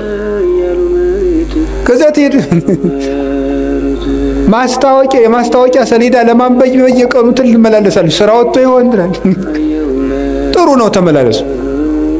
ግን እግዚአብሔር ቤት ብትመላለሱ ምን አለ? የእግዚአብሔር ቤት እኮ ልንገራችሁ፣ የእግዚአብሔር ቤት ቤተክርስቲያን እኮ ማለት የእግዚአብሔር መንግስት ማለት ነው። ቤተክርስቲያን ታውቃላችሁ? ይሄን ቤተክርስቲያን ማለት የእግዚአብሔር መንግስት ማለት ነው። እንዲህ ብሎ ነበረ ጲላጦስ አንተ አይሁድ ንጉሥ ነህ እንዴ አለው። ምን ብሎ ነው የመለሰለት? መንግስቴ የሰይኮነትም ዝንቱ ዓለም የኔ መንግስት በዚህ ዓለም አይደለችም። ምን ማለት ነው? ቤተክርስቲያኔ ምድራዊት አይደለችም ማለት ነው። የእግዚአብሔር መንግስት ማናት ካላችሁኝ ቤተክርስቲያን። አንድ ሰው አሜሪካ ከመሄዱ በፊት አሜሪካ ኤምባሲ መሄድ አለበት። አንድ ሰው መንግስተ ሰማያት ውስጥ ከመግባቱ በፊት ከእግዚአብሔር ኤምባሲ ቤተክርስቲያን መግባት አለበት። ቤተክርስቲያን ውስጥ የማይገባ ሰው የሰማይ ዜግነት የለውም። አንድ ሰው ከአንዲት ሀገር ኤምባሲ ውስጥ ሲገባ የዚያች ሀገር ጥበቃ ውስጥ ይገባል። ከቤተ ክርስቲያን ውስጥ የሚገባ ሰው የእግዚአብሔር እጅ ውስጥ ነው የሚገቡት። ይሄ ቤተክርስቲያኑ ግቢ ላይ የሚታጠረው አጥር በግራም ይመጣል በቀኝም ይመጣል። እዚያ እንደዚህ ብሎ በር አለው። ይሄ መግቢያው ይሄ አጥሩ ግንብ መሆኑን አታዩት። እነዚህ ምዕመናንን ተቀብለው የሚጠብቁ የእግዚአብሔር የምህረት እጆች ናቸው። ከቤተ ክርስቲያኑ ግቢ ውስጥ ስትገቡ ወደ እግዚአብሔር እቅፍ ነው የምትገቡት። እሱ በማይታጠፍ ጥበቃው ይጠብቀናል። ከዚያ በኋላ እንዲህ ያለች ነፍስ እግዚአብሔር ይርየኒ ዋልቦ ዘይሐጣኒ እግዚአብሔር ይጠብቀኛል። እሱ እኔን ብትደብቁኝ ፈልጎ የሚያጣበት ቦታ የለም፣ እኔንም የሚያሳጣኝ የለም። እሱ ራሱ ተናግሯል እኮ አልቦ ዘይሐይደኒ ሆነ እምዴ በጎቸን ከጀነጥቆ የሚወስዳቸው ማንም የለም ብሏል። ከእግዚአብሔር እጅ መግባት ከፈልጋችሁ ቤተክርስቲያን መግባት ለቤተ ክርስቲያን ጊዜ፣ ለመጽሐፍ ጊዜ፣ ለመጸለይ ጊዜ። አንድ ሰው ከእግዚአብሔር ጋር ያለው ጊዜ ከላላ እየጠፋ መሆኑን ማወቅ ያለበት ይሄ። ምን አላቸው ጌታ የማቴዎስ ወንጌል ምዕራፍ 26 ላይ ሲናገር ትግቡ ወጸልዩ ከመይትባኡ ውስጥ መንሱት አላቸው። ወደ ፈተና እንዳትገቡ ምን አላችሁ? ተግታችሁ ጸልዩ ማለት ነው። ጸሎት አቃታቸው ሐዋርያት አቃታቸው። መጥቶ ሁለት ጊዜ ሁለተኛው ላይ ማያቸው ተኝተው አገኛቸው። በሁለተኛው ያላቸውን ስሙ። ስኢንክሙኑ ተጊሃ አሐተ ሰዓተ ምስሌ አላቸው። ከኔ ጋር አንድ ሰዓት መቆየት አቃታችሁ አላቸው። እስኪ በሉ ከኔ ጋር በሉ አንድ ሰዓት መቆየት አቃታችሁ? አቃታቸው፣ ተኙ። በሶስተኛውም ተመልሶ ሲመጣ በሉ እንግዲህ ረፉ አላቸው። የሊቃውንቱ በጣም የሚገርም ትርጓሜ ይሰጡታል። በሉ እንግዲህ ረፉ፣ በሶስተኛው ረፉ አላቸው። እንተኛለን ሲሉ ክርስቶስን የሚይዙ ወታደሮች መጡና እነሱንም ያጣድፏቸው ጀመር። ከኔ ጋር አንድ ሰዓት ብትተጉ ፍጹም ረፍት ታገኛላችሁ። ከኔ ጋር አንድ ሰዓት መትጋት ካቃታችሁ ግን ሁሉ ጊዜ ስትባክኑ ትኖራላችሁ አላቸው። ስለዚህ እንዳትፈሩ፣ ፍርሃት እንዳያሻብራችሁ፣ እንዳይበትናችሁ ከፈልጋችሁ አሁን ከኔ ጋር በጸሎት ቆዩ አላቸው። ቅዱሳን ሐዋርያትን አቃታቸው። ከሱ ጋር መትጋት ስላቃታቸው ቀን ከሱ ጋር መዋልም ሳይሆንላቸው ቀረ። ጥለው ተበተኑ። ከክርስቶስ ጋር ያላደረ ከክርስቶስ ጋር አይውልም፣ ከክርስቶስ ጋር ያልዋለም ከክርስቶስ ጋር አያድርም። ስለዚህ እግዚአብሔር ቤተሰቦች ቀኑን ሙሉ ቅዱሳን ሐዋርያት ከጌታ ጋር አንድ ሰዓት ተግተው ቢሆን ኑሮ ቀኑ ሁሉ መስቀሉን ትተው ሲራወጡ አይውሉም ነበር። ቀኑን ሙሉ በሰላም መዋል ከፈለጋችሁ፣ ያለ ሁከት መዋል ከፈለጋችሁ፣ የሚያባረራችሁ ሳይኖር መዋል ከፈለጋችሁ ከክርስቶስ ጋር አንድ ሰዓት ቆዩ። ለእግዚአብሔር ጊዜ ይኖራል። ከቃሉ ጋር ናችሁ? ከቃሉ ጋር ናችሁ? እስቲ እንደው ማታ ስተኙ እግዚአብሔር የሚባል የሆነ አካል ትዝ ብሎት የሚያውቅ ሰው አለ ብሏችሁ ያውቃል? እግዚአብሔር ቁጭ ብሎ ወይም ቁሞም በሉት ብቻ በእናንተ ህሊና በምትስሉት እግዚአብሔር ትዝ ብሏችሁ ያውቃል? አይ እናንተ ብፁዓን ናችሁ ማለት ነው። እግዚአብሔር ትዝ የሚለው ሰው የታደለ ነው። ለእግዚአብሔር የምናስብበትም ጊዜ፣ የምንጸልይበት ጊዜ፣ የምናነብበት ጊዜ፣ የምናስቀድስበት ጊዜና ከእግዚአብሔር ጋር የምንኖርበት ጊዜ ይኖራል። ጊዜን ለእግዚአብሔር በሉ እስኪ። ጊዜ ለማን? እግዚአብሔር እኛ ለሱ ጊዜ ስንሰጠው እሱ ደግሞ ለኛ ምን ይሰጠናል? ጊዜ ይሰጠናል። ያለ ጊዜያችን እንዳንሞት የማደጊያ የመለወጫ ጊዜ ይሰጠናል። እግዚአብሔር እንዲሰጠን ይህን ማድረግ አለብን። አላችሁ? እግዚአብሔር ከሁላችን ጋር ይሁን።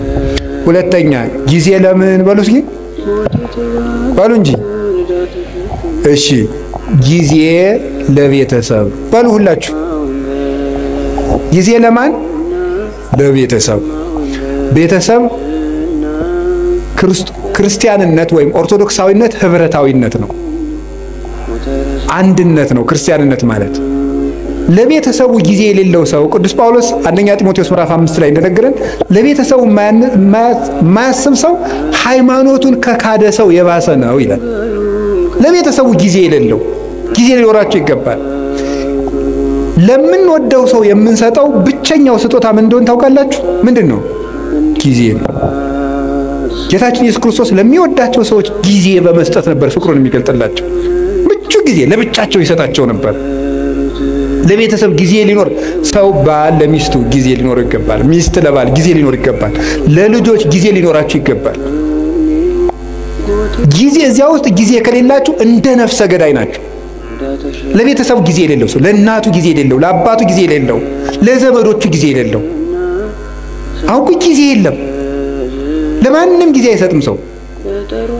ውላችሁም ገብታችሁ እንደ ዝንጀሮ ስልካችሁን ይዛችሁ ቁጭ። ዝንጀሮ ነው ይሄ። በቆሎ ይዝና አንዳንድ በቆሎ ይዞ ያምጉችላል በቃ ግጦ ሲጨርስ በቃ እንደዚህ ነው። ጊዜ ክርስቶስ እንዴት ለቤተሰቦቹ ጊዜ እንደሚሰጥ ተመልከቱት። የማቴዎስ ወንጌል ምዕራፍ 13 ላይ ህዝቡን ሁሉ አብልቶ ሸኘ። አብልቶ ከሸኘ በኋላ የራሱ ቤተሰቦች ደግሞ አሉት። እነማን ናቸው? ሐዋርያት። እነሱን ከሸኘ ከኋላ ቤት ገብቶ ደግሞ ለነሱ ጊዜ ሰጣቸው። በል ተርጉምልን የቀድሙን አሉት። ተረጉምላቸው። ዘሩ እንዲህ ነው፣ በመንገድ ላይ የወደቀው እንደዚህ ነው፣ ቶሎ የደረቀው ዘር ይሄ ነው፣ ፈጥነው የሚሰሙ ናቸው። ይሄ በመንገድ ላይ የወደቀው ዘርና ወፍ የለቀመው ደግሞ ቃል እግዚአብሔር እየሰማ ወዲያው የሚረሳው ነው። ይሄ ወዲያው በቅሎ ወዲያው ደግሞ የደረቀው ይሄ ወዲያው ሰምቶ በስሜት የሚጠፋው ነው። በቅሎ እሾህ ያሰረው ደግሞ እሾህ አንቆ ያስቀረው ዘር ደግሞ ሰምቶ ጽድቅ ሰራለው ስል የሀብት ፍቅርና የዓለም ፍቅር ያሰረው ሰው ነው። በመልካም ዘር ላይ መሬት ላይ የወደቀው ደግሞ ይሄ በመልካም ልብ ላይ የወደቀው ቃል እግዚአብሔር ነው አለና ለቤተሰቦቹ ጊዜ ሰጣቸው። ክርስቶስ ለ5000 ሕዝብም ጊዜ ሰጠ፣ ለቤተሰቦቹም ጊዜ ሰጠ። ስራ ይበዛብኛል ስብሰባውዬ ነው የሚባል ያ ይሰራል። ክርስቶስም ስብሰባው ውሎ ለቤተሰቦቹ ጊዜ ይሰጥ ነበር። ብቻቸውን ማውራት ለሚፈልጉ ጊዜ ይሰጣቸው ነበር ጌታችን ኢየሱስ ክርስቶስ። ዮሐንስ ወንጌል ምዕራፍ 4 ላይ ያቺ ውሃ ቀጅ ሴት ጊዜ ያስፈልጋት ነበር። ጌታ ምን ያደርጋት? ጊዜ ሰጣት። ለዚያው ምቹ ጊዜ ከሰው መሃል ብታወራ የምታፍርበት ገመና ስለነበራት በስልት ሐዋርያት በራባቸው ሰዓት እሷም ደግሞ ውሃ ለመቅዳት በምትመጣበት ሰዓት ሐዋርያትን ሂዱና ምሳ ገዝታችሁ ከተማ ነው አለ። እሷ ደግሞ የምትመጣው ያው ስታገባ ቶሎ ቶሎ ስለሚሞትባት ይቺ ነፍሰ ገዳይ የተባለች ሴቶች ውሃ ሲቀዱ ስለሚሰድቧት በእስራኤል ውሃ ቀዳዱ እንደኛ ስለሆነ ሴቶች ሁሉ ውሃ ቀድተው ቤታቸው ቁጭ ሲሉ በቀትር እሷ ልትቀዳ ሄደች። በምቹ ሰዓት ክርስቶስ ጊዜ ሰጣት።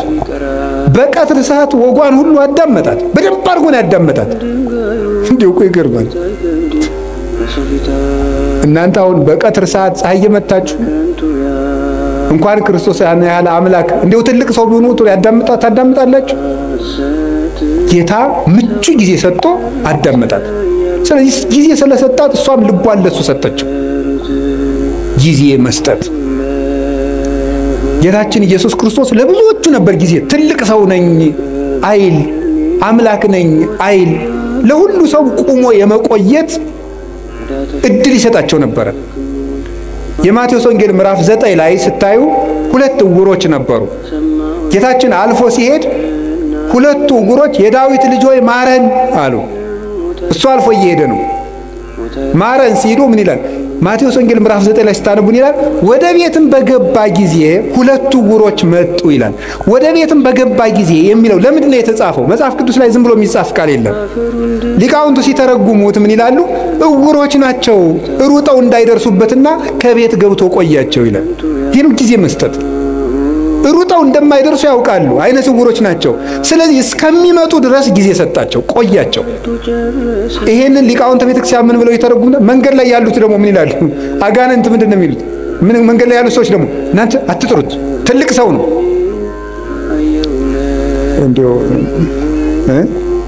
ትልቅ እንዴ አታፍሩም እንዴ ስትጠሩት መንገድ ላይ ዝም በል ይሏቸዋል። ወአፈድፈዱ ከሊሃ ይላል። እነሱ ግን እንዲያውም ጨምረው እንዳልጮህ እንጂ የዳዊት ልጅ ወይ ማረን ብለው እንዲያውም ደግሞ ድምጽ ጨመሩበት።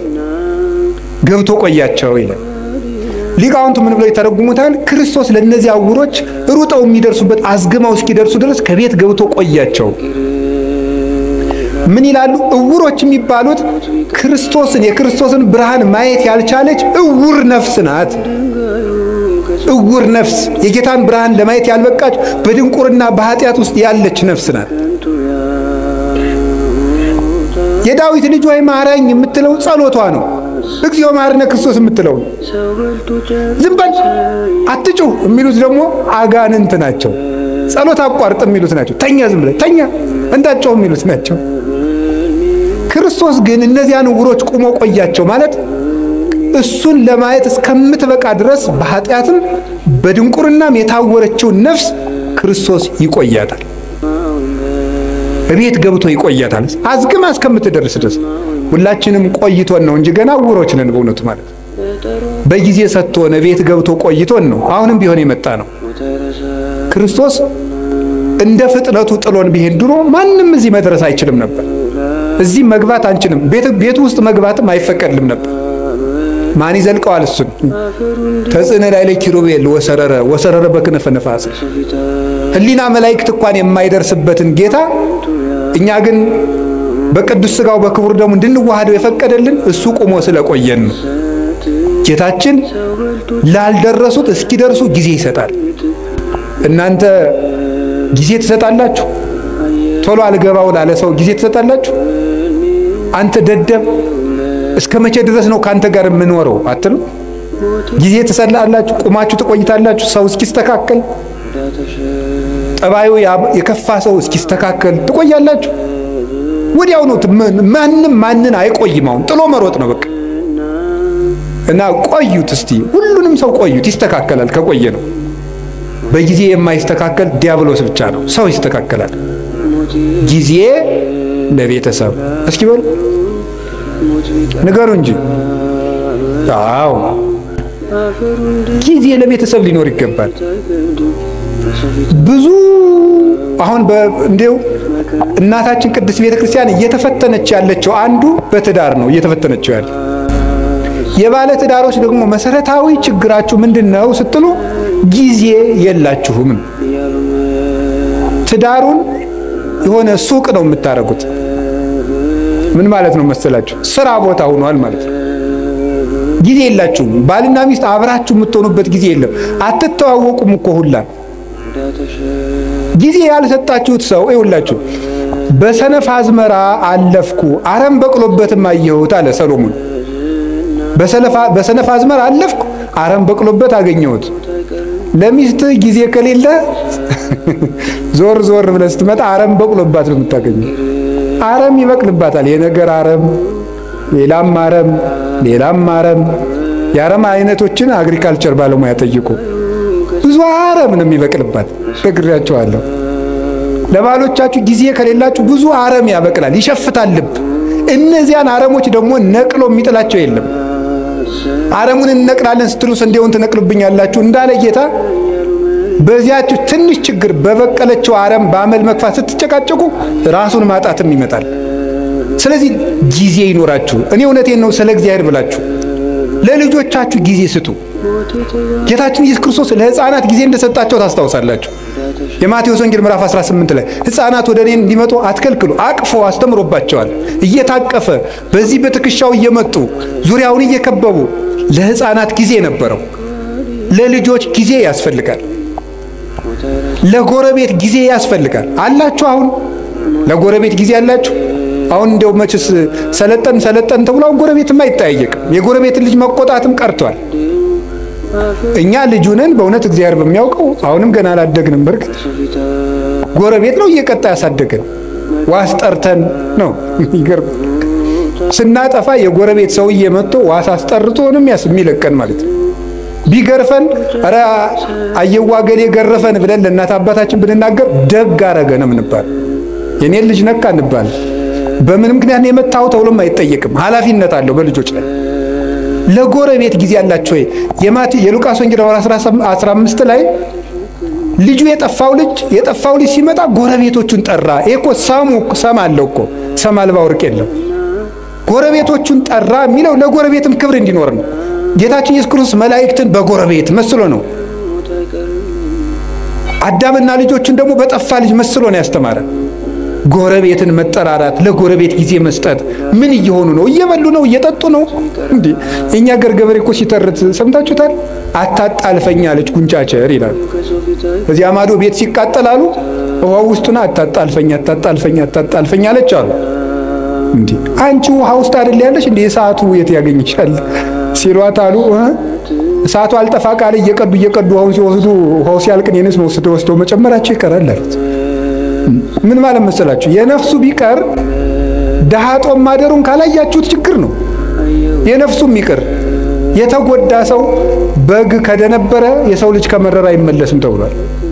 ከመረረው ደሃም ቢሆን ሰብሮ ይበላል። ዘግቼ እበላለሁ ስትል ስለዚህ ጎረቤት ምንድነው የሚሰራ? እርቦታል፣ ጠምቶታል፣ ተጣልተዋል፣ ፍቅር ናቸው፣ ታማዋል፣ አርጅተዋል፣ ጧሪ ያላቸው ለጎረቤት ጊዜ ሊሰጠው ይገባል። ጊዜ ለቤተሰብ ስጡ። ያላደመጣችሁት አንደበት ሸፍቶ ታገኙታላችሁ። ጆሮ መስጠት ይገባል። ከቃሉ ጋር ናችሁ። እግዚአብሔር ከሁላችን ጋር ይሁን። ጊዜ ለምን አላችሁኝ? በሉ ነገር እንጂ እስኪ አንድ ጥያቄ ልጠይቃችሁ። ከሰውነታችን አካል ውስጥ አንዱ ጊዜ ባይሰጥ ምን ይሆናል? እስኪ ለምሳሌ ልብ እስቲ ቆይ ትንሽ አረፍ ልበል ብትል የሆነ ጊዜ ላይ እኮ ነው የዓመት ረፍት ተውትና የደቂቃ ረፍት ብትወጣ ልብ ምን እንሆናለን? ቤተሰብ እኮ ናቸው እነዚህ ታውቃላችሁ አይደለም? እነዚህ እኮ ቤተሰብ ናቸው። ልብ ደም መርጨት ካቋመች ሳምባ ምን ቁም ነገር አለው? ኦክሲጅን አንድ አቅማዳ ኦክሲጅን ቢሰበስብ ምንም ጥቅም የለውም። ደምን ለማጣራት የሚጠቅመው ብታውቁ ምን ይሆናል? ሳምባ እስቲ ቆይ ትንሽ አረፍ ልበል ቢልስ? ቤተሰብ እኮ ናቸው እነዚህ። ሳምባም ልብም ሁሉም ጊዜ አላቸው። አንዱ ለአንዱ የሚሰራውን ጊዜ ያውቃል። አንዱም ሳምባ ለልብ ጊዜ ይሰጠዋል፣ ጊዜም ለላባ ጊዜ ይሰጠዋል፣ ቦሳ ይሰጠዋል። አንዱ አጣርቶ ይጥልቃል፣ አንዱ ያበለጽጋል። ደሙን በኦክሲጅን ማለት ነው ያጣራዋል። እንዲሁ ነው ተጋግዘው እኮ ነው ቤተሰቡ በሰላም የሚኖር። ይሄ እኮ ሰውነታችን ቤተሰብ ነው። አታውቁ? ቤተሰብ እኮ ነው። እዚህ ውስጥ የሚራወጥ ስንት ስራ ነው ያለ። አሁን እግራችን እሾህ ቢወጋው ምንድነው የሚያደርጉ? እኔ ጠይቄ ነው ሐኪም አላውቅም። ሐኪሞች እንደነገሩኝ ከሆነ ግን ብሳሳትም ስተቱ የሐኪሞች ነው ስላልተማርኩት ማለት ነው። ሐኪሞች እንደነገሩኝ ሜሴጅ ትራንስሚተርስ አሉ። ሴል የሚባል ሰራዊት አለ እና እግርህን እሾህ ቢወጋ በዚህ ግዛት በኩል ችግር ደርሶበታል ብለው ተራውጠው ለጭንቅላት የሚነግሩ ሴሎች አሉ። እነዚያ ሁሉ ቤተሰብ ናቸው፣ ተባብረው ነው የሚኖሩት። የውስጥ ደዌ ስፔሻሊስት ጠይቁ። እንደው እስቲ እኔ የውጭን ራሱ ልንገራችሁ። የውጭን ራሱ አሁን እኔ ቢያመኝ ምን ያደርጋል መሰላችሁ? ጭንቅላቴ አሁን እቺን ጣቴን ቢያመኝ ጭንቅላቴ ጣቴን እኮ አመማት ይላል፣ ልሂድ ይላል። እግር ደግሞ ይሄዳል መድኃኒት ወዳለበት ይሄድና አፍ ምን ያደርጋል? አሞኛል ምንክን ጣቴን መቼ ሰኞ ጀምሮ ይላል። ጆሮ ደግሞ ምን ይላል? ጧት አንድ ማታ አንድ ውሰድ የሚለውን ይሰማል። ከዛ እጅም እንደሚያደርገው መድኃኒቱን ይቀበላል። እጅ መድኃኒቱን ይቀበላል። ከዛ ምን ያደርጋል? አይን ያያል። ክኒን ዋጥቆ ስል ጠጠሩን አብሬ እንዳልወጣው ያያል አይን። ጉሮሮ ይውጣል። ከዛ ወዲያ በምን እንደሚፈጭ ሐኪም እንጠይቃለን።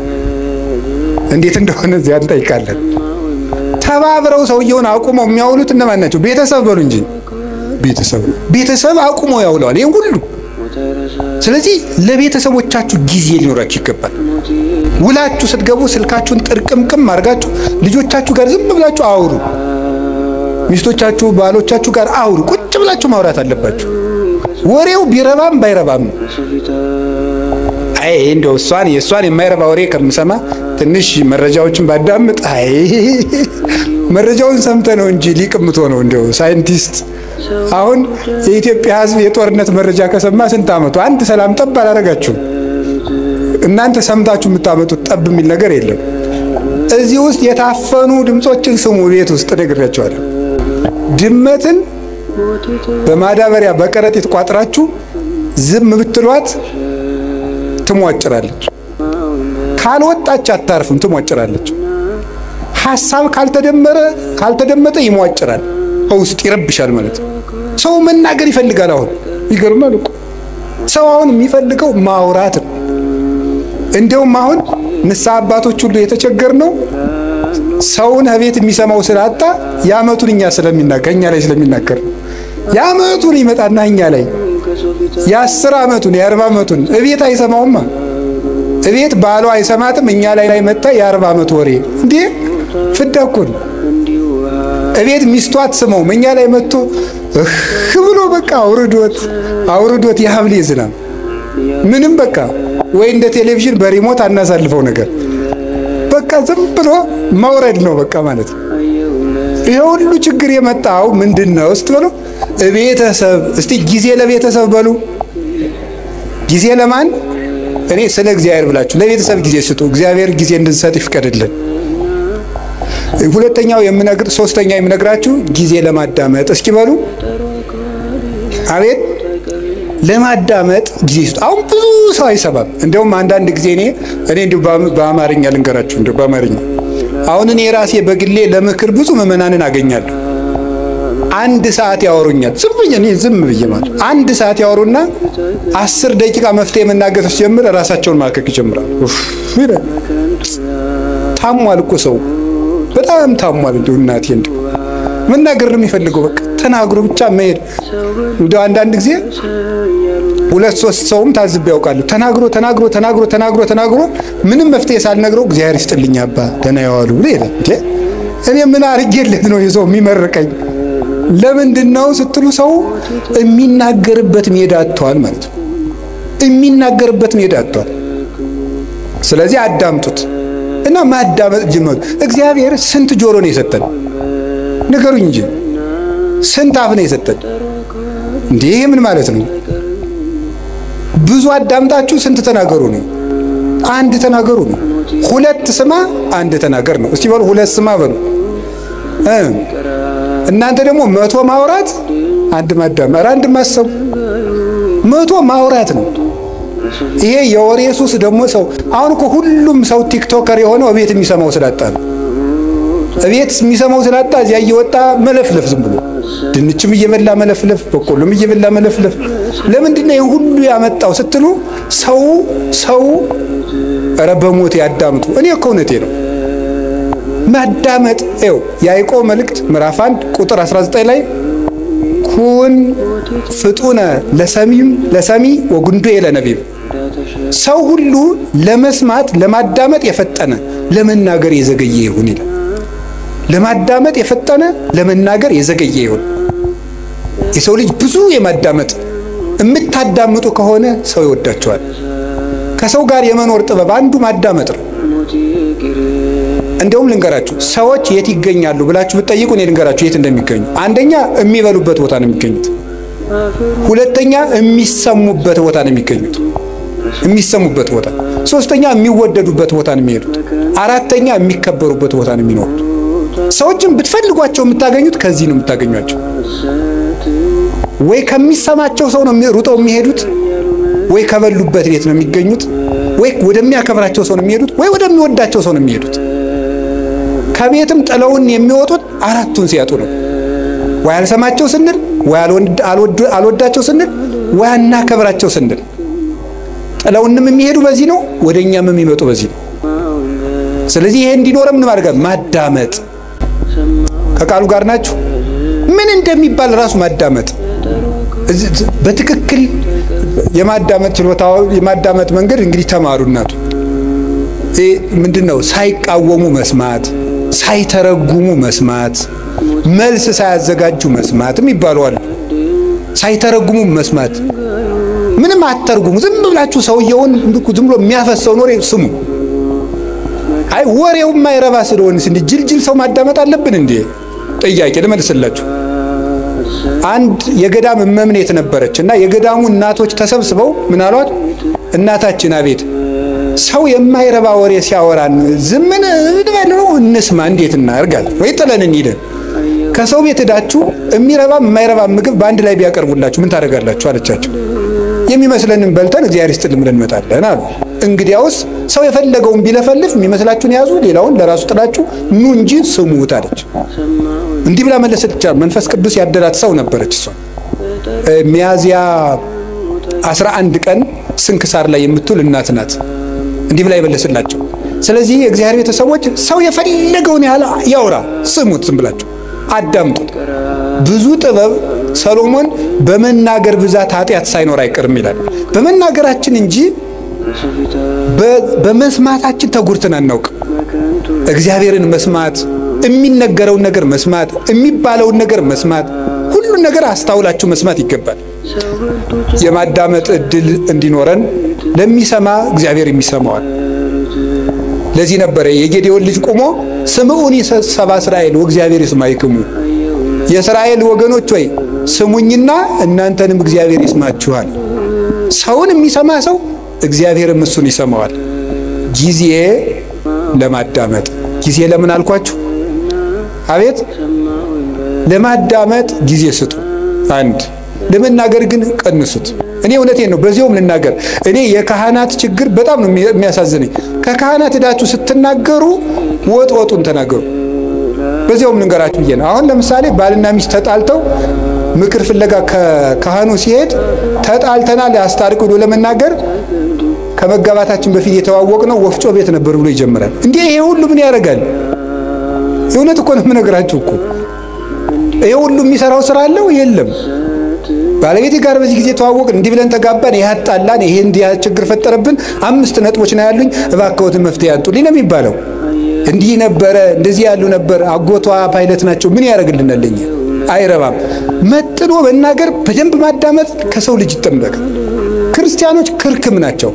የምትናገሩበትን ቦታ ሰው እንዲሰማችሁ ከፈለጋችሁ ወርቁን ልቅም አድርጋችሁ ማቅረብ መልመድ፣ እንደገና ደግሞ ሁሉን ማዳመጥ መልመድ። እግዚአብሔር ለማዳመጥ ጊዜ እንዲኖረን ይርዳን።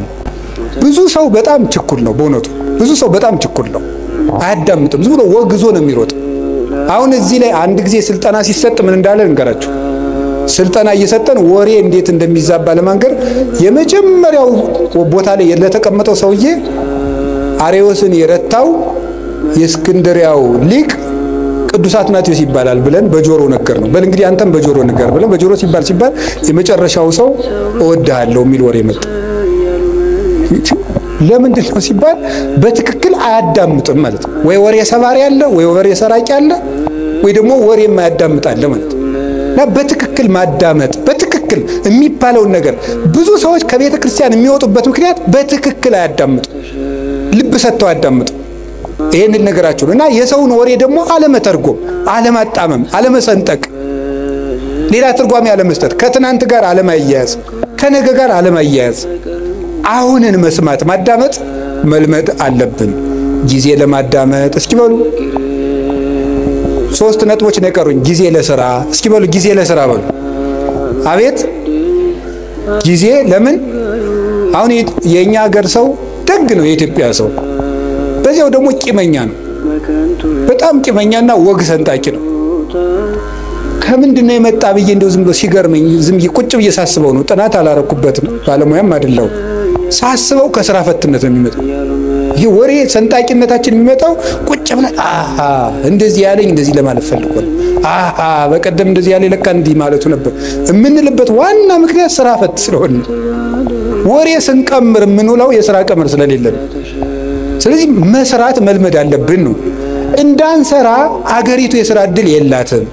የእናንተ ጥያቄ ወንድሜ አንተ አልገባህም። ካባን ለብሰህ ለፍልፈህ ትሮጣለህ፣ እኛ ስራ አጥተን ያለ ነው አይደል? ነው መልሱ ነው። እኔም ደግሞ መልሳለሁ። ሌላው ቢቀር አታነቡም ወይ? እማታነቡሽ ስራ የለም፣ አልተቀጠራችሁም፣ ንግዱም ሙቷል አላችሁ። ምንም ማለት ለምን አታነቡ? አንድ ሊቀ ጳጳስ አንዱን ሰው አገኙትና ልጄ ለምንድን ነው የማትማር አሉት። አይ ምን እየበላው ልማር አላቸው። ስትደነቁር ምን እየበላህ ደነቆርክ አሉ። እንዲሁ እኮ ይገርማል እኮ። ለምን አታነቡም? ቁጭ ብላችሁ ዝም ብሎ ወሬ ስትጠቀጥቁ ከምትሉ ቁጭ ብላችሁ እስኪ አንብቡ። እውነቴን እኮ ነው የምነግራችሁ። ተግባር እኮ የሐሳብ ልጅ ነው። ሐሳብ ደግሞ የሚገኘው ይኸውላችሁ፣ እንጨት ሳትሰበስቡ እሳት ማንደድ ትችላላችሁ? ይቻላል? አይቻልም። ሐሳብ ሳይኖርህ ተግባር የታመጣለህ፣ እቅድ የታመጣለህ፣ ስራ የታመጣለህ፣ ከሰው ጋር የመኖር ስልት የታመጣለህ። ተግባቦት እንዴ ንገራችሁ። እኔ ባለፈው አንድ ቦታ ሄጄ አንድ ውጭ ሀገር አንድ ቦታ ለጉባኤ ነው የሄድኩት። ዱባይ ስደርስ ኤርፖርቱን አላውቀውም። ያው ኤርፖርቱን አላውቀውምና ሰዎቹ ዊልቸር ቡክ አድርገውልኝ ነበር። ያው እንደ ዕቃ እየገፉ አቅጣጫ እንዲያሳዩኝ ማለት ነው። እና እዛ ሲሄድ ዝም ብዬ ብዙ እንግሊዘኛ አልችልም፣ ጉድ አፍተርኑን ምናምን እችላለሁ። እና እዛ ዱባይ ኤርፖርት ውስጥ ያገኘሁትን ሰውዬ በጣም ነው የማመሰግነው፣ ረዳኸኝ እንደዚህ። እና እኔ ብዙ ጊዜ አቅጣጫ የማወቅ ችግር አለብኝ አልኩት። እንደው ሳስበው ግን ኋላ ጉራ ነው እንዴ አልኩት። አቅጣጫ የማወቅ ችግር አለብኝ ስለው ምን አለኝ? አይ መግባባት ከቻልክ ችግር የለውም ማለት እና በህሊኔ ይዤው ቀርቼ ነው። መግባባት ከቻልክ አቅጣጫ አይጠፋም ብሎኝ ነው። እስኪ በሉት ይሄን ቃል መግባባት ከቻልክ አቅጣጫ አይጠፋም ነው። ስለዚህ መግባባት ከቻላችሁ የኑሮ አቅጣጫ አይጠፋም። እንዳትግባቡ ግን አትማሩ። ዝም ብለ ንግግራችሁ ወልዳፋ ምናምን እንጂ ትትና እኮ ያስፈልገዋል። አነጋገር ካነጋገር ይፈረዳል፣ ካያያዝ ይቀደዳል። ከሰው ጋር እኮ ተግባብተን ለመኖር ራሱ መማር አለብን፣ ማንበብ አለብን። ጊዜ ለሥራ እግዚአብሔር 6 ቀን ሰራ፣ 1 ቀን አረፈ። እስኪ በሉ እግዚአብሔር በሉ እስኪ ስንት ቀን አረፈ? ያችም እሱ አርፎ ሳይሆን ለኛ ብዙ ሰርታችሁ ጥቂት ረፉ ለማለት ነው። መንፈሳዊ ፍቻ አለው። 6 ቀን የተባሉ 6ቱን ቃላተ ወንጌል ፈጽማችሁ 7ኛው መንግስተ ሰማያት ፍጹም ተወርሳላችሁ። አንድም 6000 ዘመን ሲፈጸም ፍጹም ረፍት ክርስቶስ ይመጣል። ሐሳቡ ግን በቁሙ ግን ስራ መስራት አለባችሁ። ጊዜ ለሥራ በሉ። የተቀጠርኩበት ካምፓኒ የለም ካላችሁኝ ማንበብም ስራ ነው። ማንበብ ስራ ነው። ማሰብም ስራ ነው። መራመድም ስራ ነው። እንዴ መጽሐፈ መነኮሳት እኮ ይላል እየሰገድክ ራሱ ዝሙት ካልጠፋልህ ተንቀሳቀስ ይላል። ተንቀሳቀስ ቁጭ አትበል ከቤት ይላል። ተራመድ ብሎ ይነገራል። መራመድ፣ ስራ መስራት፣ መንቀሳቀስ እንደ በቃ ካቃታችሁ ደግሞ ሩጡ ራሱ። እንዴ እውነቴን እኮ ነው የምነግራችሁ። ብቻ ገደል እንዳገቡ ናችሁ። ሩጡ። ብትሮጡ ይሻላል ቁጭ ብላችሁ መከራችሁን ከምታዩ ማለት ነው። እንዲያው ይላሉ እኮ አባቶቻችን እንዲያው ዘመን አድርገን ስናገረው ስራ የፈታ አይምሮ የሰይጣን ቤተ ሙከራ ነው ይባላል። ሰይጣን ኃጢያቶችን ቴስት የሚያደርግበት ስራ ፈቱ ላይ ነው እየወሰደ። እንዲያውም ከሚሰራው ሰውዬ እያፈረ የሚመጣው ሰይጣን ሁሉ ወደዚያ ሰውዬ ነው የሚሰበሰብ እና የሚሰራውን ሰውዬ የሚፈትነውን ሰይጣን የሥራ ፈቱ ሰይጣን እስኪ ዞር ብዬ ልምጣ ብሎ ቀስቀስ ብሎ እንደው ሲሄድ ከስራ የሚሰራው ሰውዬ ጋር የሚታገለውን ሲያገኝ ረዚያ አትልፋ የኔ ስራ ፈታለ ናኒድ ብሎ እንደ ድግስ ወደዚያ ዞት የሚሄድ ነው የሚመስለኝ ነው። እሺ እና የብሬን ነው የምነግራችሁ። መጽሐፈ መነኮሳት በርግጥ ምን ይላል? ከትጉሁ ባይታዊ ጋር የሚታገለውን ሰይጣን እንቅልፋሙ ላይ የነበረው ሰይጣን ይሄድና ናይኔ ሰነፋለ ብሎ ዞት ይመጣል ይላል። እዚህ ጋር አትልፋ ይለዋል። ያኛው ሌሊት እየጸለየ ቅንድሙን ሲለው ለዚያ እኮ ነው ይላችሁ ከሚጸልየው ሰውዬ የተሸነፈው ሰይጣን ሁሉ እናንተ ላይ ነው እየመጣ ድብትም ያረጋችሁ ጫንም ያረጋችሁ ማለት ነው። ስለዚህ እንደዚያ እንዳያደርጋችሁ ጊዜ ለሥራ። እውነቴን ልንገራችሁ የኢትዮጵያ ኦርቶዶክስ ተዋሕዶ ቤተክርስቲያን ሆና እንድትቀጥል ከሆነላችሁ ስሩ። ካልሰራን ቤተክርስቲያናችንን በታምር ማስቀጠል አንችልም። ብድግ ብለን ዝም ብለን የኢትዮጵያ ቤተክርስቲያን አትበጠስም በፉከራ ነው አጠፋም። እነ ግሸን እያሉ እነ አክሱም እያሉ እነ ላሊበላ እያሉ እነ ደብረ ሊባኖስ እያሉ እረተው እነ ቅዱስ ቶማስ ራሱ የሰራቸው የህንድ ቤተክርስቲያን ጌታችን ኢየሱስ ክርስቶስ አካሉን በእጁ የዳሰሰው ጌታዬ አምላኬ ብሎ የጠራው ድንግል ማርያም ስታርግ መንገድ ላይ ያገኛት ቶማስ የሰራቸው 8 ቤተክርስቲያኖች ያሉባት ህንድ እኮ 5ቱ በሌላ እጅ ሆነው ዛሬ 3ቱ ብቻ ነው የቀሩት። ታምር ያለው ቤተክርስቲያን ታምር ያላት ሀገር ናት ኢትዮጵያ፣ እግዚአብሔር ሀገር ናት እያሉ በመፈከር አይደለም ስራ መስራት አለብን። ክርስቲያኖች ስራ በቃ ትኩርኩር ብላችሁ ሳትንቁ ስሩ። ከጠፋ አንብቡ። ማንበባችሁ ደግሞ ስራ እንዴት እንደምትሰሩ ያሳያችኋል። ጊዜ ለስራ። እስኪ ጊዜ ለስራ በሉ ንገሩኝ እንጂ እግዚአብሔር ይስጥልኝ። ሌላው ደግሞ ጊዜ ለምን ድገሙ። አቤት ጊዜ ለምን? ጊዜ ለመዳን። እስቲ ጊዜ ለመዳን በሉ። የነነዌ ጾም ስንት ቀን ናት? 3 ቀን ለምን የተጠቀሙ ሰዎች ናቸው? የነነዌ ሰዎች ለመዳን የተጠቀሙ ሰዎች ናቸው። ጊዜ ያያችሁ እንዴት እንደሚጠቅም በስንት ዓመት ያጠራቀሙትን የኃጢአት ግም 3 ቀን ተጠቅመው ነው ያፈረሱት ማለት ነው። ጊዜ እንዴት እንደሚጠቅም 3 ቀን እንዴት እንደጠቅም 3 ቀን ሀገር አዳነች። እኛ አሁን 50 60 ዓመት ሀገር ማዳን አቅቶናል። 3 ቀን ግን ሀገር አድኗል። ሀገራችን እንድትድን እኛም እንድንድን ከፈለግን ጊዜውን እንጠቀምበት። ለምን? ለመዳን። የመዳን ቀን ዛሬ ነው፣ ከዛሬም አሁን ነው አይደል? ሁለተኛ ቆሮንቶስ ምዕራፍ 6 ቁጥር 2 ላይ ወናሁ ዮም ዕለተ አድኑ በዕለት ሪት ሰማከ ወዕለተ መድኃኒት ረዳከ ወናሁ ዮም ዕለተ አድኑ። በተመረጠች ዓመት በተመረጠች ቀን እሰማሃለሁ። የመዳን ቀን ዛሬ ናት፣ ከዛሬም ደግሞ አሁን ነው። ሰይጣን እንዳንድን ድነት ማለት ምን ማለት ነው? በኦርቶዶክሳዊ አስተምሮ መዳን ማለት ከቅጣት ማምለጥ ማለት አይደለም። ምን ማለት ምን ይመስላችኋል? መዳን ማለት ከእግዚአብሔር ጋር መዋሃድ ቲኦሲስ ማለት ነው በግሪኩ። ከእግዚአብሔር ጋር መዋሃድ ሱታፌ አምላክ ከእግዚአብሔር ጋር መኖር ነው መዳን ማለት። ድነት ማለት ይሄ ነው። አሁን አንዳንድ ሰዎች እኔ ድኜ ጨርሻለሁ ይላል። እንዴ ከእግዚአብሔር ጋር መኖር የሚያበቃ ነገር ነው? መዳን ማለት ከእግዚአብሔር ጋር መኖር። ከእግዚአብሔር ጋር መኖር ደግሞ ሁሉ ጊዜ የሚቀጥል ነገር ነው። እግዚአብሔርን የሆነ እንደቃ የሆነ ተቀብለ ነው በቃ ምን ይላል ሁሉ ጊዜ አብረነው ምን ኖረው። ከእግዚአብሔር ጋር መኖርን ጧትም ማታም ጧትም ማታም ጧትም ማታም ለመዳን መጠቀም አለብን። ሸይጣን ምን እንደሚያደርግ ልንገራችሁ። አንዱ መሰረታዊ የሰይጣን ተንኮል ጊዜ ከሰጠን ነገ ስለዚህ ልነግራችሁ እችላለሁ። አንዱ የሰይጣን መሰረታዊ ተንኮል እንድንዘገይ ማድረግ ነው። እንድንዘገይ ለምሳሌ ከመታረቅ እንድንዘገይ ያደርገና ሳምንት እንታረቃለን የዛሬ ወር እንታረቃለን እንዳል ቂሙ ነው ይቀራል ማለት ነው። ማዘግየት ቁርባን እናቀዳለን እንድንዘገይ ነው የሚያደርገን። ይኸውላችሁ የማቴዎስ ወንጌል ምዕራፍ 25 ላይ እንደተጻፈው መንግስተ ሰማያት 10 ደናግል ትመስላለች ተባለ።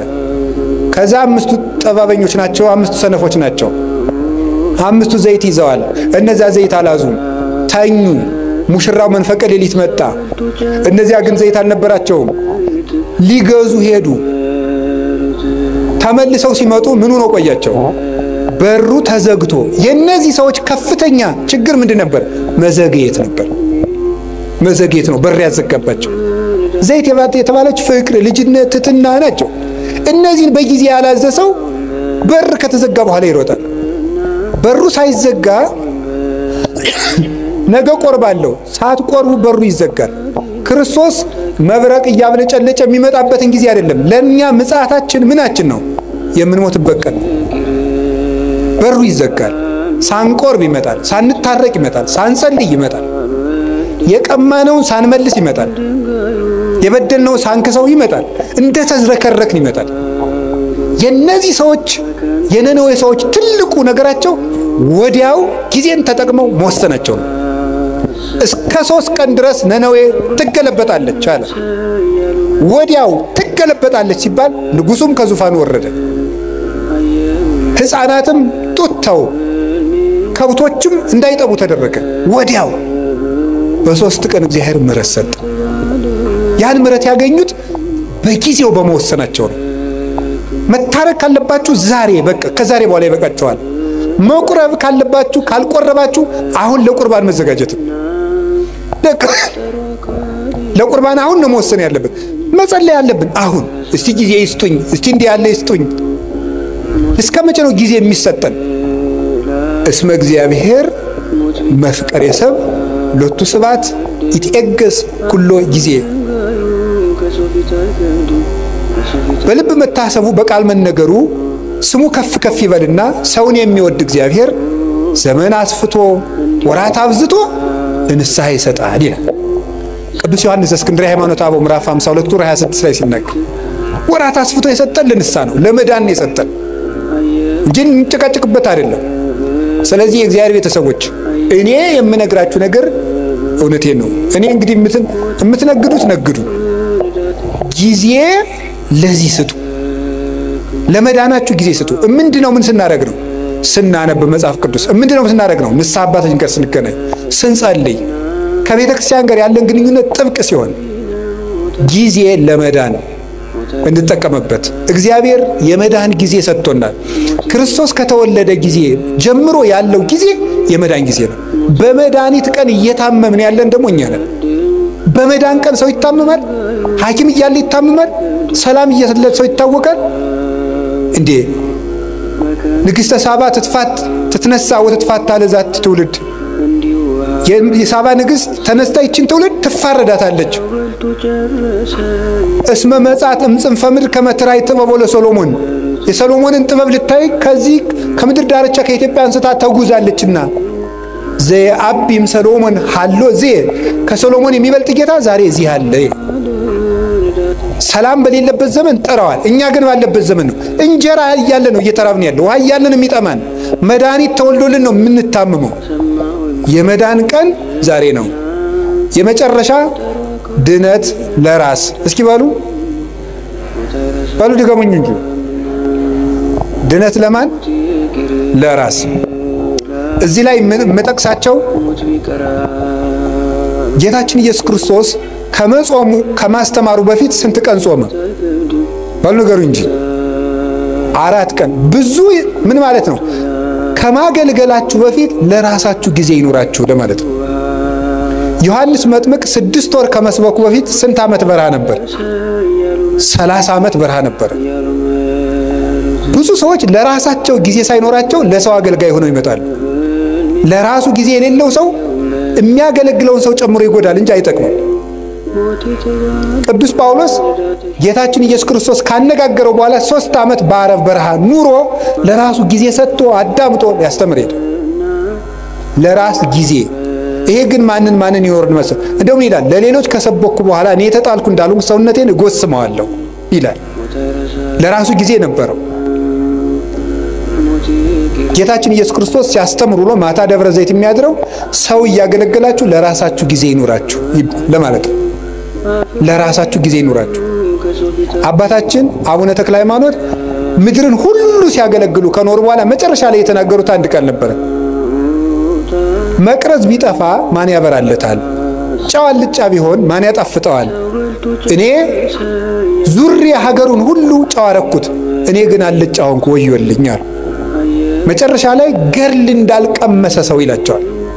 ገርል እንዳልቀመሰ ሰው እንደገና ደግሞ በአንድ እግራቸው ቆሞ ክርስቶስን ፍቅሩን እየፈለጉ መጋደል ጀምሮ ይላል። ይሄ ለራስ ጊዜ መስጠት ነው። ይሄ ማንን ይመለከታል? እኔን፣ የቤተ ክርስቲያን ሰዎችን። ከዛ ሰዓት ማንን ይመለከታል? አስተባባሪ ብዙ ጊዜ ለራሱ ጊዜ የለውም። በዚህ ቁጭ በል ምናምን እንደዚህ በል ምናምን እንደዚህ። ይሄ በማህበር የሚደራጅ ሰንበት ተማሪ አይቆጡኝም፣ በጣም ነው የምንዋደደው። ሰንበት ተማሪ ለራሱ ጊዜ ያጣል። በቃ መዝሙር ይዘምራል፣ ሌሊት ያድራል፣ እንዲህ ይላል፣ ከበሮ ይመታል፣ ያስተባብራል፣ ለራሱ ጊዜ የለው። እዚህ ወጣቶችም ትኖራላችሁ፣ የጥምቀት አንጣፊዎቹ ለራሳችሁ ጊዜ ይኖራል። ለታቦቱ ጊዜ ሰጣችሁ ማታ የሀገራችን ሰው ምን ይላል? ስትፈጭ ውላ አቦካች ባተላ ይላል። እንደዚህ ነው ማለት ነው። ስለዚህ ለራስ ጊዜ መቼ ነው የሚኖረን? ሁል ጊዜ አስተባባሪ ግን ዳሉ ለከብቶች እያጠጣ እሱ ግን ይበሰብሳል ይባላል። ከብቶችን ያጠጣና ያረካቸዋል፣ እሱ ግን እየበሰበሰ ነው የሚሄደው። ስለዚህ ውሃን መሸከም ለመለምለም ከሆነ ጥሩ፣ ለመበስበስ ከሆነ ግን ጥቅም የለው። ለራሳችን ጊዜ ይኖረን። ጌታ ለሐዋርያት ያላቸው እንዲህ ነበር፣ ለራሳችሁ ተጠንቀቁ፣ ለራሳችሁ እቀቡ ርዕሰክሙ ኢታክብዱ ልበክሙ። ለራሳችሁ ተጠንቀቁ፣ ልቡናችሁን በመብል በመጠጥ በመቀማጠል አታክብዱት፣ ለራሳችሁ ጊዜ ስጡ ነው ያላችሁ። ለራሳችሁ። ቅዱስ ዮሐንስ አፈወርቅ ደግሞ ምንድነው የሚለው? አንተ ሰው ከቤት በድን እያለ የሰው በድን ልትቀብር ከሰው ልቅሶ አትሄድም። የራስህ ቤት እያፈሰሰ የሰው ቤት ልትከድን አትሄድም። መጀመሪያ የራስህን በድን አውጣና ቅበር። መጀመሪያ የራስህን ቤት ክደን፣ እዛ የሌሎችን ቤት የሚያፈሰው ልትከድን ትሄዳለህ ይላል። ስለዚህ ለራሳችን ጊዜ እንዲኖረን ያስፈልጋል። ይሄ ዓለም ልንገራችሁ፣ እውነቴንም ነግራችሁ የእግዚአብሔር ቤተሰቦች እየገባችሁ እንደሆነም እንዳልሆነም አላውቅም። ወይ በጊዜም ይገባችኋል። ጨርሻለሁ፣ መጨረሻዬ ነው። አሁን የምንኖርበት ዓለም የ21ኛው ክፍለ ዘመን ወደፊትም የሚመጣው ዓለም ምንድነው የሚያደርገን ካላችሁኝ፣ ለራሳችን ጊዜ እንዳይኖረን ነው የሚያደርገን። ጊዜ እንዳይኖራችሁ ያደርጋል። ሌላው ቀርቶ እየተሳሳታችሁ እንደሆነ እንዳይገባችሁ ጭምር ነው የሚያደርገው። የምታስቡበትን ጊዜ ነው የሚያሳጣችሁ። እንዲሁ መቼ ነው የምታስቡት? ለመሆኑ ታስባላችሁ? ልንገራችሁ አንድ ነገር ማለት ነው። እንዲያውም አነብላችሁ ነበረ። እኔ ያው እንደናንተ ስልክ እጠቀማለሁ። ይሄ ሰፊ ስልክ መጽሐፍም አለው ስልኬ። እና አንድ ሰው ምን አለኝ፣ ኤአይ የሚባል መጣልና ይጠቅመውታል አንዳንድ ጥያቄ ቢጠይቁት አለኝ። እሺ ብዬ የሆነ ቀን የሆነ ጥያቄ ጠየቅኩትና ማብራሪያ ሰጠኝ። አላ ያ የሰጠውን ማብራሪያ ኮፒ ፔስት አድርጌ ኖትቡክ ላይ ገለበጥኩና ተመልሼ ፕሊዝ ዲፋይን ኢት ኢን ዲቴል አልኩት። ብየዋለሁ። የለም የላይኛው ኖት ምኑን አይለኝም። እንደው በጣም ነገረመኝ ማለት ነው። እውነቴን ነው። እግዚአብሔር በሚያውቀው ስልኬ ላይ አንስቼ አስቀምጫለሁ። እንደዚህ ያለውን ነገ ካገኘሁት አነብላችኋለሁ። በእንግሊዘኛ ምን እንዳለ ምኑና ቀድሜ ነገርኩን አታስታውስም እንዴ ያልኩት እና ምን አለ ይመስላችሁ? እኔ ስሜት የለኝም፣ ሴንስ የለኝም፣ ኢሞሽን የለኝም፣ ሜሞሪ የለኝም፣ አላስታውስም። መረጃ አጠራቅሜ ማቅረብ ብቻ ነው ስራዬ ያለ። ከቃሉ ጋር ናችሁ? እንደዚያ ነው ማለት ነው። እየበተነ የማይሰበስብ ቻት ጂፒቲ ነው ያቀርባል። እሱ ግን ያን መልሶ አያስታውሰውም። እንደዚያ ናችሁ እናንተ። በቃ ትበትናለህ፣ የምትሰበስበው ግን የለም። ቀኑን ሙሉ ሌቱን ሙሉ በትናችሁ መጨረሻ ላይ ግን ዘወር ስትሉ እጃችሁ ላይ ምንም ጠብ ያለ የህይወት ጠብታ የለም። ስለዚህ የእግዚአብሔር ቤተሰቦች ታውት ሁሉንም ነገር ይሄን ያለውን ነገር ሁሉ ተጠቅሙና አሁን በኢንተርኔት የመጡትን ፕላትፎርሞች ሁሉ ከቻላችሁ ለድነት ተጠቀሟቸው፣ ካቃታችሁ ደግሞ ተዋቸው። አንዳንድ ጊዜ ሰይጣንም ያታላችኋል። ምን እያደረገ አይ በቃ እንዴ መረጃ እኮ ጥሩ ነው ይላል። ወይ ጉድ! እኔ ልገራችሁ፣ አንድ ሰው መረጃ ሲሰበስብ ቢያንስ ሁለት ዓላማ ይዞ ነው መሰብሰብ አለበት። አንደኛ ለነፍሱ የሚጠቅመውን ነገር፣ ሁለተኛ ለኑሮው የሚጠቅመውን ነገር። ከሁለቱ ውጭ የሆነ ነገር ላይ በማዳመጥ ጆሮአችሁ መደንቆር፣ አይኖራችሁ መደንዘዝ የለበት። ምን በወጣን እንዴ ሰዎች እኮ እንደው አሁን እኮ ተበሉታውት ሁሉን ቢያወዱት አሉ ሆድ ባዶ ይቀራል። ስለዚህ ለራሳችሁ መቼ ነው ጊዜ የምትሰጡት? አሁን ስታነቡም ኢንተርኔትን ብታዳምጡ፣ ቲክታክን ብታዳምጡ፣ ፌስቡክ፣ ዩቲዩብ ብታዳምጡ ወይ ለነፍሳችሁ ወይ ለእንጀራችሁ። እስኪ በሉ ወይ ለነፍሳችሁ በሉ። ከዛስ ወይ ለኑሯችሁ አዳምጡ። ከዛው ተውት። ለራሳችሁ ጊዜ ይኖራችሁ። ለራሳችን ጊዜ እንዲኖረን እግዚአብሔር ይርዳን። ርዕሱ ብዙ የሚያስነግር ነው። ለዛሬ እንዳይመሽ ብፁዕ አባታችንም ሌሎች አባቶችን ማስቀምጨን ሁሉም ለፈልፍ ጊዜ ለምን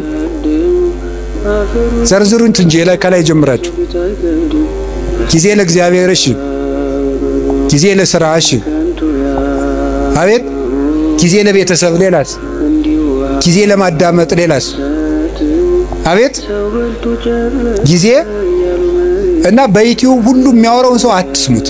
ከተጣሉኝ የሚጣሉ አሁን አቶ እውነቱን አፈነዱት ይላል።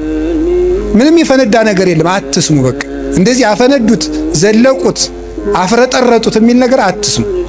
በቃ እውነት ብቻ የምትሰሙበትን ምንጭ ለይታችሁ ስሙ። እስከ መጨረሻው ጨርሼ የምናገርበት ምክንያት ትውልዱን የሚጠፋን እንደው እኮ ይገርማል።